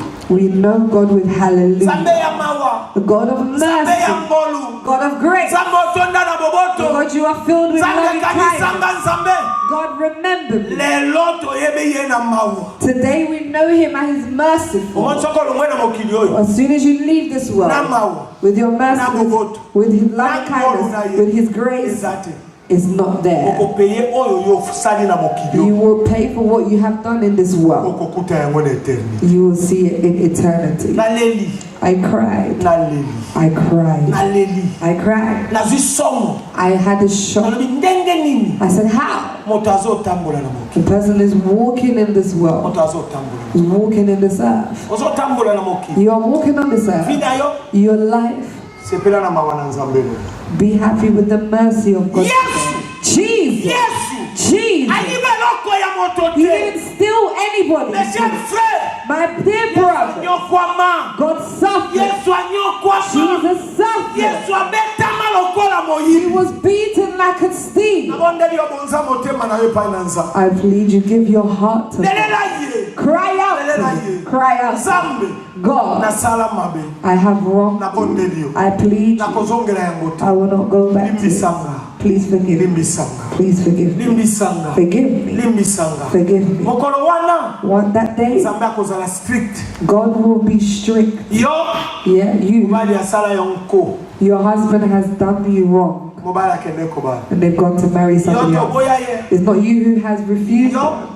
You, Olobi ngapi funa vange. you say, oh, I must Akosakana revenge. ngate. I'm not Ngape nazana prepared. no elenge. I'm still young. Ozola kisaye masumu likolo na masumu. You're showing him sin upon sin. Okokende wapi? Where will you go? Okokende wapi? Where will you go? Nabondeli bino. I plead you, Ibotana nzambe. family of Yesu atindi ngate na jije bino. Jesus has not sent me to Yesu judge atindi you, nga. but He has sent Zonga kati na you yo. to go back within Osana yourself. bongo. Forget money. Osana mabala. Forget marriage. Osana biloko nyonso. Forget everything. Zonga kati na yo. Go back within Telema yourself liboso na nzambe. and stand before God. Tuna nzambe. Ask God. Lobela nzambe. Speak to God. Motema na yo. Your heart, Oyebe eloko nini ekanga yo. you know what has captured Chacun you. ayebi. You know. Chacun. Each individual Ata na knows. ayebi te. Even I do Oyebi ke not know. lokute comment laisser passer na vie na But yo. you know that lies has overcome Ozali you. awa songi songe pa na yo eza laisser You passer. are here gossiping is well every Oyebi day. ke molimo ya lokuta ti lelo eza kati You na know yo. that the spirit of lies is still in Ozali you. awa. You are Ozali awa. here. You are Ti here. lelo oza na barankine na bato binemi. Until today, you still have grudges. Oloba na ka na bango You te. don't speak to them. Soki omoni osali sambla. When you see them, you pretend. Yes. Esili. That's Me na it. motema na yo. In your heart Windu. is it dark. Windu. It is black. Yoke bele hallelujah. And hear how many hallelujahs will come out. Let us receive the Holy Spirit. Hallelujah. And you are speaking in tongues. You're not even afraid. The speaking of tongues is for the righteous. It's for those their hearts is pure. Whether you are praying in Portuguese or are you praying in tongues. Learn to fear God. Fear God. Be serious with God. Listen to me. Let the world refuse you. Let the world abandon you. The way that they abandoned Lazarus. But Lazarus, he knew that Jesus, you are my hope. Although the world may abandon me, although money may not come, although I lack things to eat, Jesus, I cannot sin. I cannot sin. You are here. You are here. Family of God. I'm not here to judge you. I'm here to show you how serious God is. Choose. choose. You choose. This is the burden that God sent. He said, Boyanga, speak to my people. Speak to my people. Speak to my people. I am coming. In front of them, there are only two things. There's only two places. Either paradise or hell. Each one can choose. But tell them that Lazarus and the rich man were on this earth. If a person confesses, they will be saved. When a person takes the decision to leave, they will be saved. When a person tells God the truth of their heart, they will be saved. Refusing. Evangelist. Oh, he's exactly. I will not go to that church. It's not a problem. It is not a problem. Go to those people who will speak to you about prosperity. But I will tell you the truth. If you convert your heart, God will if you stop sinning, God will restore your life. If you abandon the wrong path, God will resurrect what has died in your life. If you abandon sin, God will purify you. If you abandon sin, the Holy Spirit will come to you. If you abandon sin, eternal life will come into you. If you receive it, go and sleep in peace. You and I will meet in paradise. Hallelujah. Amen. Yes. I walk. I walked for a long time, yes. Praying for the sick in hospital. I went into hospital. I looked at people. I went out. I said, these people that are alive, how can they joke with them? People are fighting out there. They are crying to be saved. Another person is crying and saying they are tired. They are just crying for them to just die. Brothers and sisters, if you are alive, God has given you time to prepare your eternity. He's not giving you anything else. I don't know. I don't know what year I will be. My faith will be more than 110. That's me believing. But that's not God's decision. That's not God's decision. If God plans for me to leave this world before I reach 120 years old, I will leave. What is the great thing? It's for you to gather everything or to lose your soul. What's the point of having everything? Having everything? A believer cannot be a hypocrite. No. Tell your person what problem you have. Tell them, Mother Maria, here is wrong. Here I want it like this. Here I don't want it like this. Here I don't want it like this. I didn't gossip about that. Although they find me, I'm wrong. As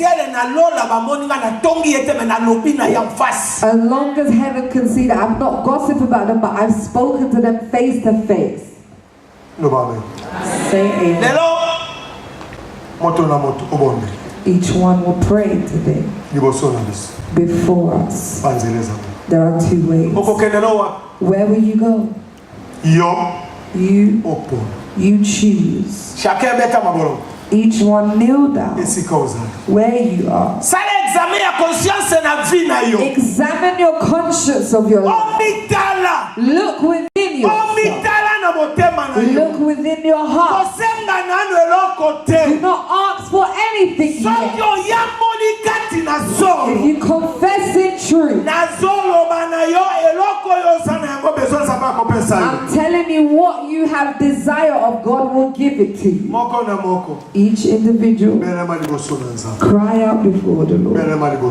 Bow down before God. When you kneel down, place your eyes upon the cross. Place your eyes on the cross. Look at the way Jesus shed his blood. Family of God. It is better for me to confess all night. And if God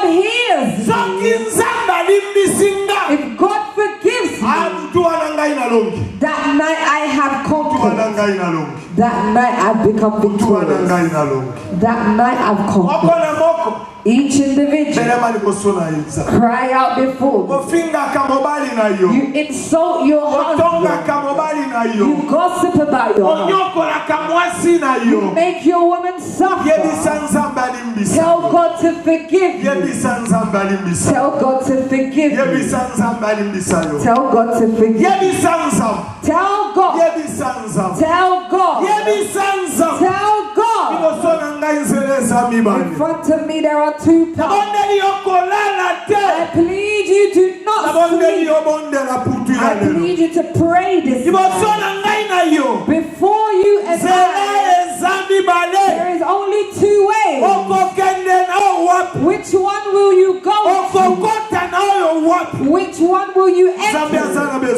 God needs you. God needs you. God needs you. Each individual cry out before me.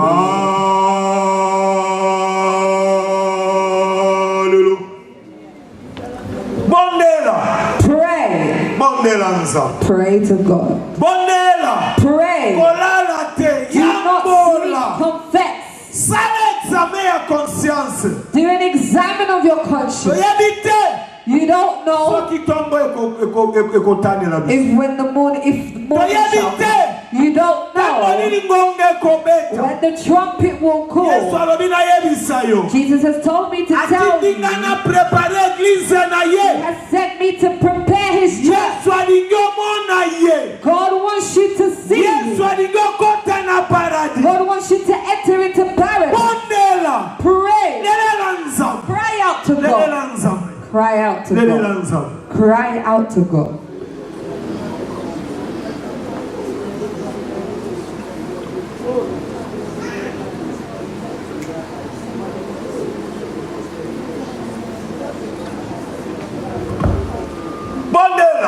Pray. Pray. Stand up. If you sit down, you will sleep. I plead you in the name of Jesus. Stand up, let's pray. We're going to receive the Holy Spirit. The beloved of music, please help us. Please help us.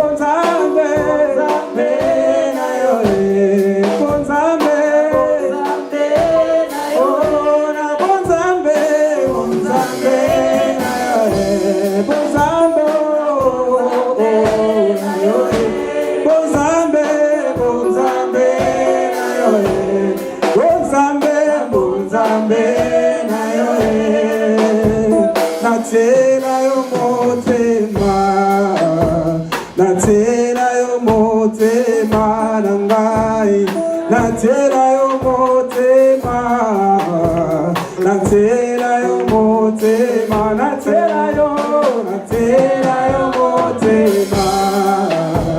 natela yo motema, natela yo motema, natela yo motema, natela yo motema, natela yo motema no yana kulus motema, natela yo motema, natela yo motema, natela yo motema, natela yo motema, natela yo motema, natela yo motema, na bonzambe na yo na bonzambe na yo na bonzambe na yo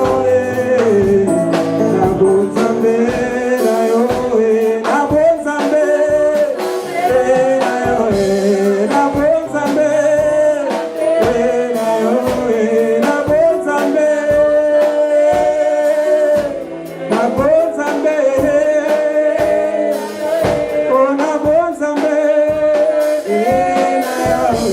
na bonzambe na yo na bonzambe tongola maboko na yo likolo kende koyamba molimo mosantu yebisa nzambe bomoto na ngai nakoki te pesanga mosungi I'm not able with my physical, mosungi oyo akosunganga the help.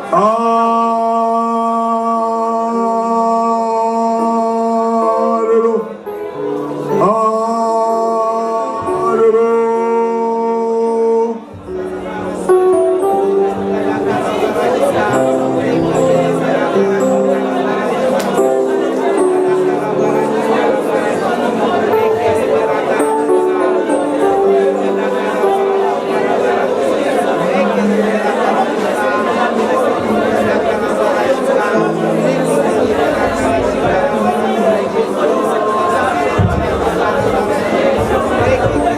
Undela ese uzali. Pray where you are. Undela isika uzali. Pray where you are. Belela molimo na nsam. Call upon the Holy Spirit. Belela molimo na nsam. Call upon the Holy Spirit. Belela molimo mosam. Call upon the Holy Spirit. Bela epai na nsam. Cry out to God. Bela epai na nzambe. Cry out to God. Senga ya tondisa yo na molimo. Ask Him to fill you with His Spirit. Senga na nzambe ya tondisa yo na molimo.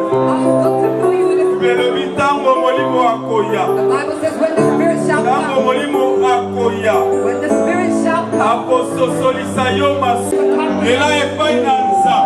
cry out to Bela na nzambe. cry out to Senga molimo. ask for the Bela molimo. call upon the Kaya katina yo. come upon the Koba molimo yaka katina ngai. Holy Spirit come Koba molimo kota katina ngai. Spirit come Wala inside. lobito langwa na masanga te. Lord said let us not be To drunk of langwa na alcohol, masanga te. not be drunk of Mais to alcohol, sala rampi na but to be Saint-Esprit. filled with the Holy Spirit. Sala rampi na Saint-Esprit. Be filled with the Senga Holy epai na nza. Spirit. Ask God. Belela epai na nza. Cry out.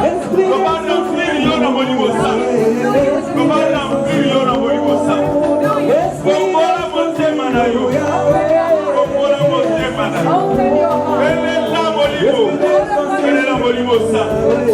Belela molimo sa. Kondela. Pray. Kondela.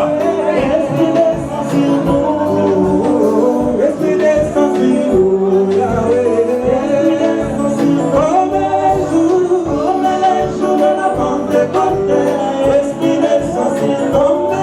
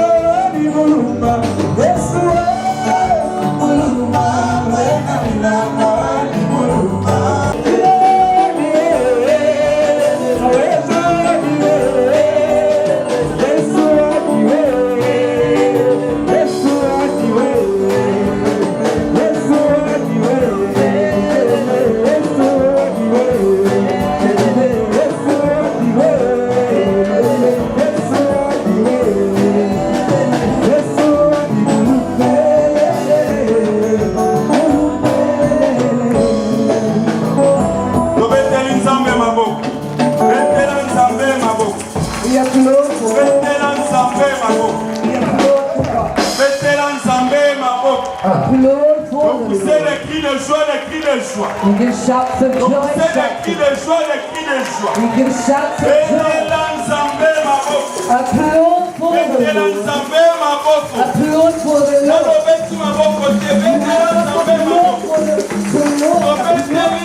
We applaud for the Lord. Alléluia. Alléluia. Est-ce que c'est quoi ça?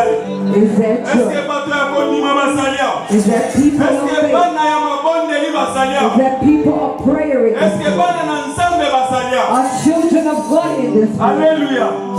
Alléluia. Tolinito que niveau il faut Congo passe. Maladie à barre. Combo na Yesu. Au nom de Jésus.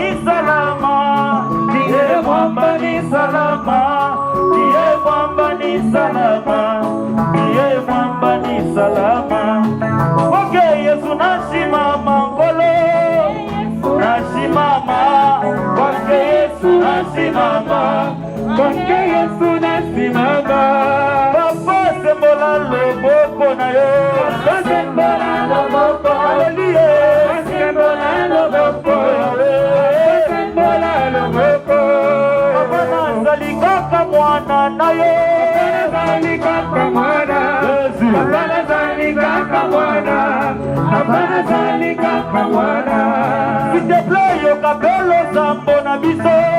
Yo capello sambo. Papa yo capello sambo. Papa yo capello sambo. Papa nazali kaka mwana na yo. Papa nazali kaka mwana. Papa nazali kaka mwana. Papa nazali kaka mwana. Baba wa mbinguni, hakuna kama wewe. Baba wa mbinguni, hakuna kama wewe. Lelelele mbinguni, hakuna kama wewe. Baba wa mbinguni, hakuna Mungu kama wewe.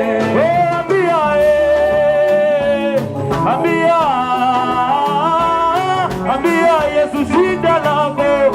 Ambia Yesu wajale saleli lele.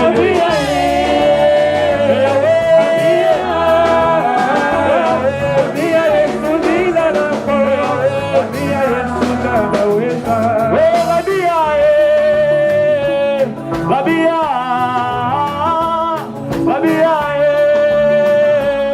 Ambia de maelo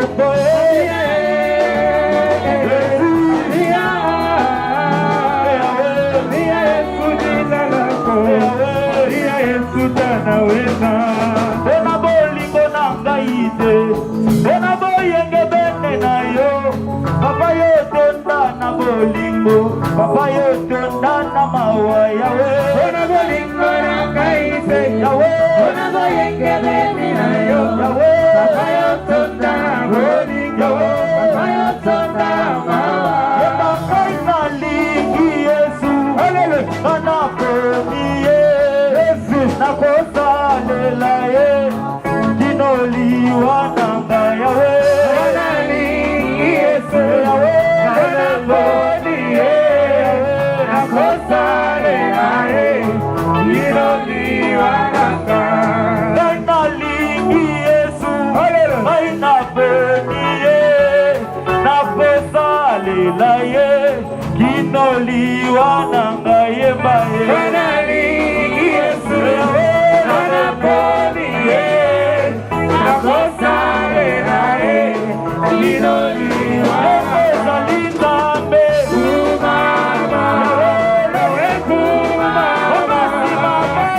Kumama.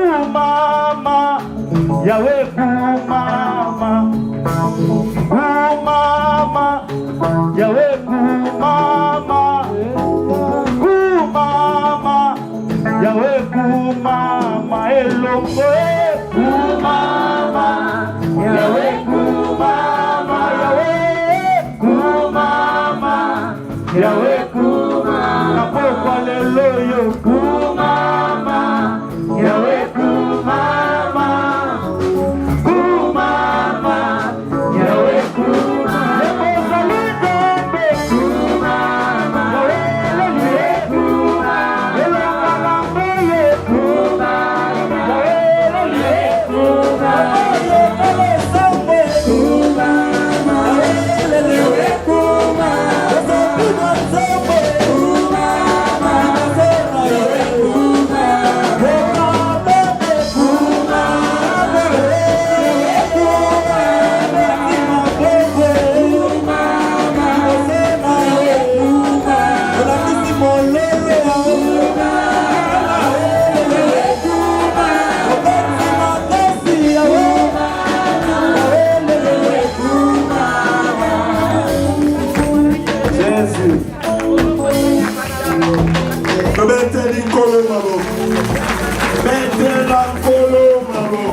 Put your hands together for the Lord. Amen. We have two prayers. The desire of your heart. Ask him. He is your Father. There are other things given today. There's a person that God has purified them with the blood.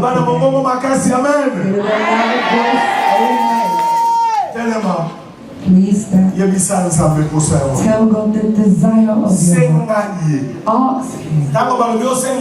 When you ask, when we say ask God, we're not saying begin to calculate in your heart. 1,000 is a bit too much. Let me just ask 1,000. Ask God for millions. Let him put it underestimate. Do you listen? For a person to say 100 million, they calculate how would it even come? What does the scripture say? What people cannot do, God can do it. Do you believe it? Do you believe that Jesus can do even more than what you ask for? Lift up your hands.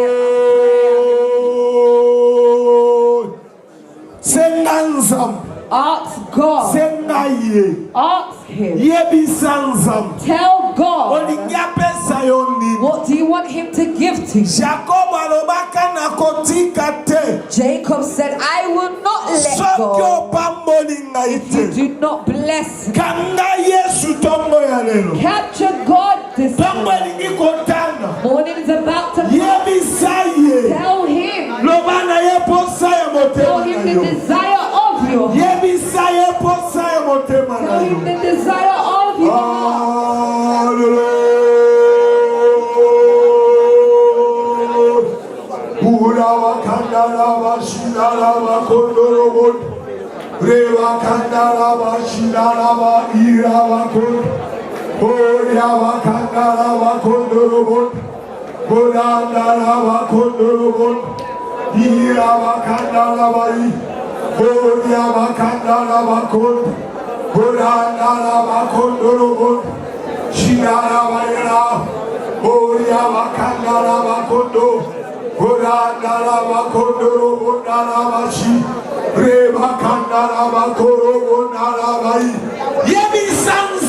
Tell God.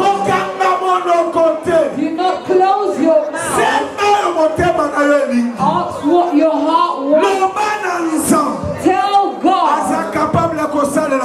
He is capable of doing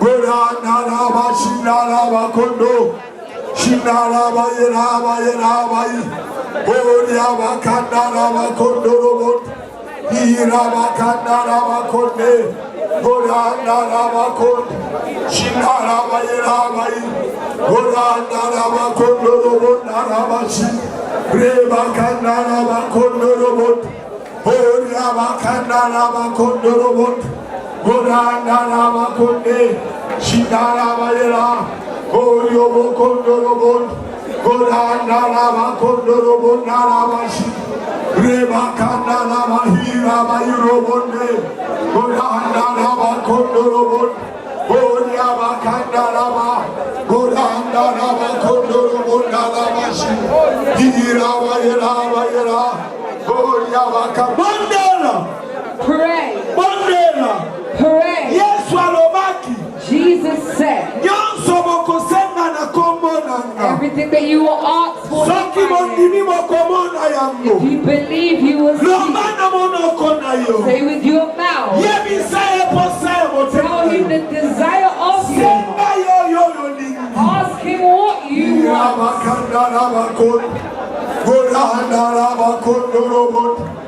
Iraba Iraba Ira Godandaraba Kondorobot Shinaraba Kandaraba Kond Iraba Kandaraba Kondorobot Shinaraba Ira Godandaraba Kond Robo Kondorobot Godandaraba Shinaraba Oriaba Kandaraba Kond Godandaraba Kandaraba Kond Shinaraba Ira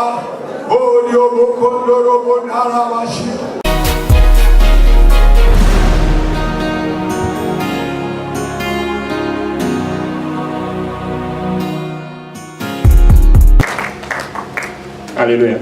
Amen. I came to sing for God.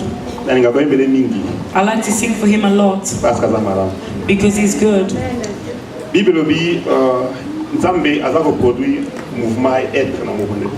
The Bible said God is producing movement inside of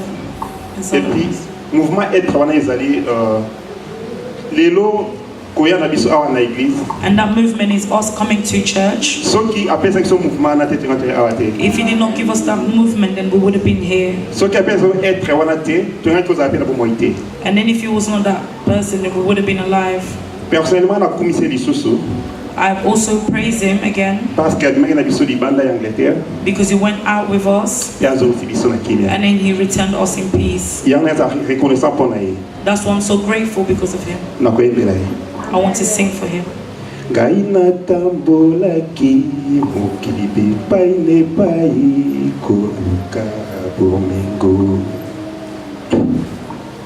Nakotaki bandako lisanga ya banganga na bepisaki bolenge nanga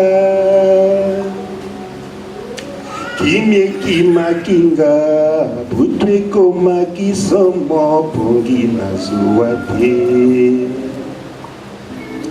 kito kwa mokili ebetaki ngamiso kasi tondisi motema na ngai te kati ya butu na nga namoni mindepeli kimie kitelinga kolo Yesu Masiya asimbinga loboko akangolinga yango nakoyemba nasengi yo mbongo te lokumuto kitoko te tambola se pembeni na ngai nayeba kotosa kombo na yo nasalela mokili te nzoto moyini te simbanga makasi nkolo Yesu motema na bolembu mingi Na bandipe mopembo na njela ya lola esengo na motema sima satana yaki komekanga motema natika Yesu Kristu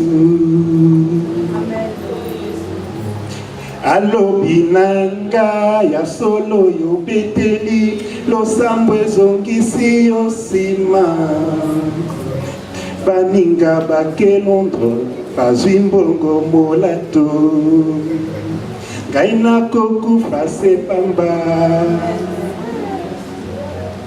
na mitali na bangi na miyokeli mawa na tomboli miso likolo Yawe alakisinga elamba ya bomoi kitoko koleka nyonso ya se yango nakoyeba nasengi yo mbongo te kitoko te Tambola se pembeni na ngai nayeba kotosa kombo na yo.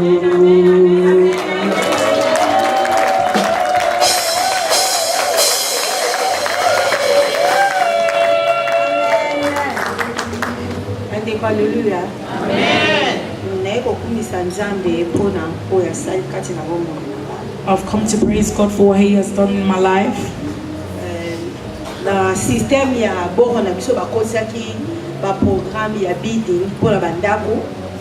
In our system of a borough, they made us bid for houses. Mois passé na lali nzambe azolakisa ngai ke mutu moko azoyebisa ngai bo pesenda 3 fois.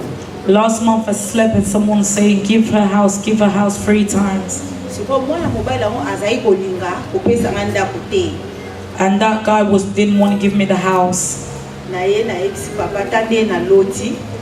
told Pastor Boyanga what I've dreamed of.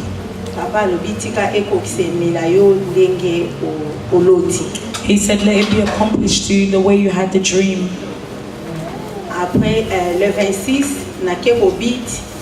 And then on the 26th, I went to bid. I did not know that they've answered me. Because I was busy doing work.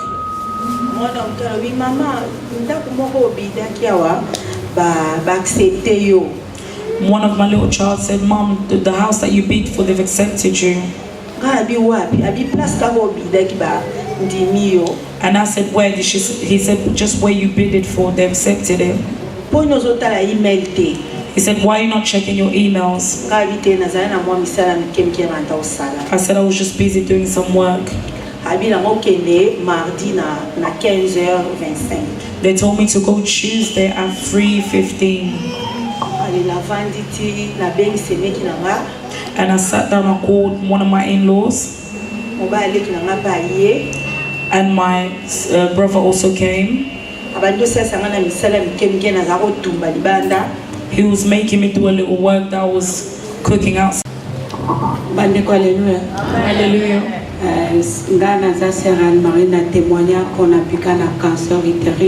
I'm Sister Anne-Marie, healed from cancer. I came from Belgium, but I come always to cover with you lot. God is good. I was in Kinshasa for 5 months. Papa looked for me for a long time. He said, I haven't seen Mother Anne-Marie. I haven't heard of her. They called me from Congo and I said, yes, I'm in Congo. He said, I've looked for you for a long time. I haven't heard from you. We also have another church in Congo. And the phone hung up. I did not call back. I came to thank God. Because the things that's happening in Congo is very bad. They're killing people like animals. So comme 19 il faut zonga côté okulala kubela la kuna parce que kuluna surtout soit ba Monica ndenge ta biso batapoto il faut ba violer ou bien ba bomba. From 7, if you do not return back home, the children, the Kuluna children are killing. Na utikuna na moni. I've been there and I've seen. Bakokota nandako batendi papa violer papa sala boy pe banasima. They will enter to your house and send your husband to rape. Atokeza pass. It's very bad. Nzamba batelinga panda 5 mois 2 fois babwakelinga mbasu. God has protected me for 5 months, but twice they've thrown a sickness to me.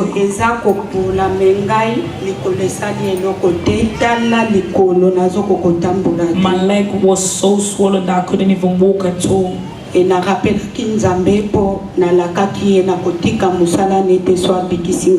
reminded God that I would not leave your work when you saved me from cancer. When they are saying we should sow, it does fight for people. I'm telling you, it does fight for people.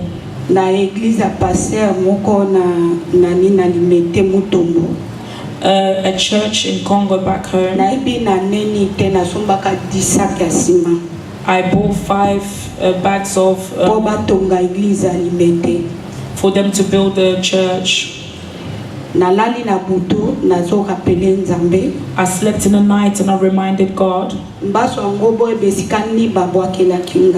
I wanted to know where water was coming out of me and I was smelling. I said to God, Lord, I came to work here for my child. What have I done for someone to do this certain thing to me? I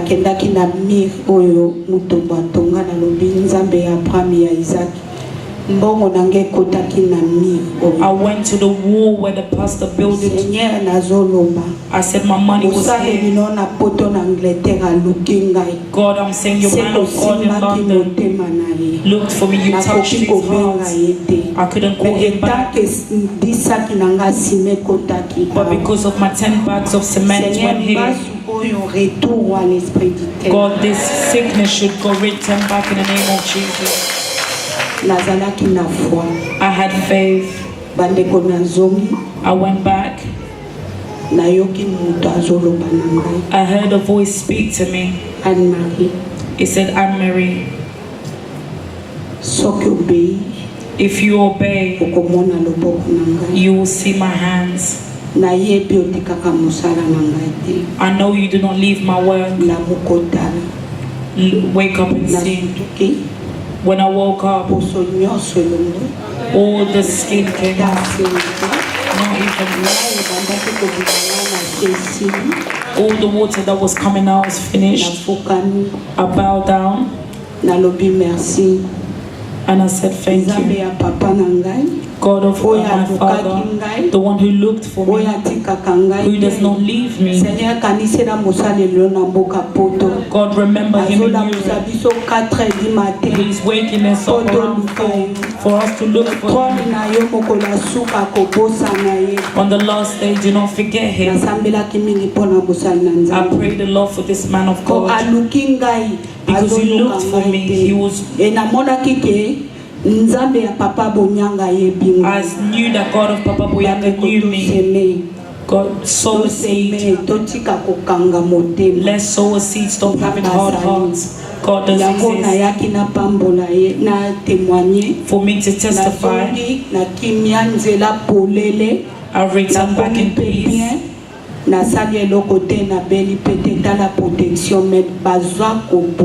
Look at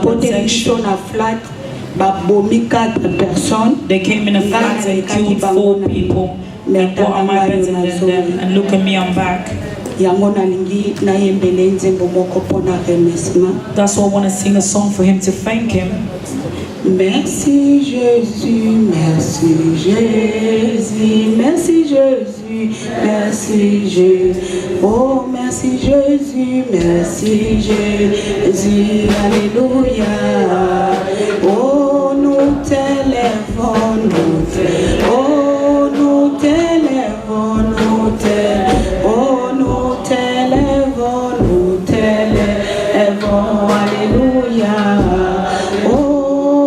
zanzambe, oh yo zanzambe, oh yo zanzambe, yo zanzambe, hallelujah. Oh nalingi yo nali, oh nalingi yo nali, oh Yesu Christe nalingi yo, hallelujah. Oh yo batelinga yo, oh panda sente mwana, oh yo zanzambe, hallelujah. Oh je t'aime, oh je t'aime, oh je t'aime, alléluia, alléluia. Merci papa. Thank you, Father. God bless you. Clap for Jesus. God is good. We have taken a lot from in the way of testimonies. The testimony of Mother Anne-Marie should be a blessing for your life. You who run away from working for God. Linga osalela kanzambe tango yoko zala na likambo to kangami na likambo nzamba ka okanisela nzambe likamboana. Like to work for God when you have a problem, so you can remind God that problem. Biso to linga kaka kozwa kosenga yo salela kanzambe eloko nini kwa kanisela yo. We always like to receive and ask, what do you do for God for Him to think of you? Toto linga kaka nzamba salela bisoka. You always want God to do things for you. You asked for God and He gave you marriage and you haven't done anything.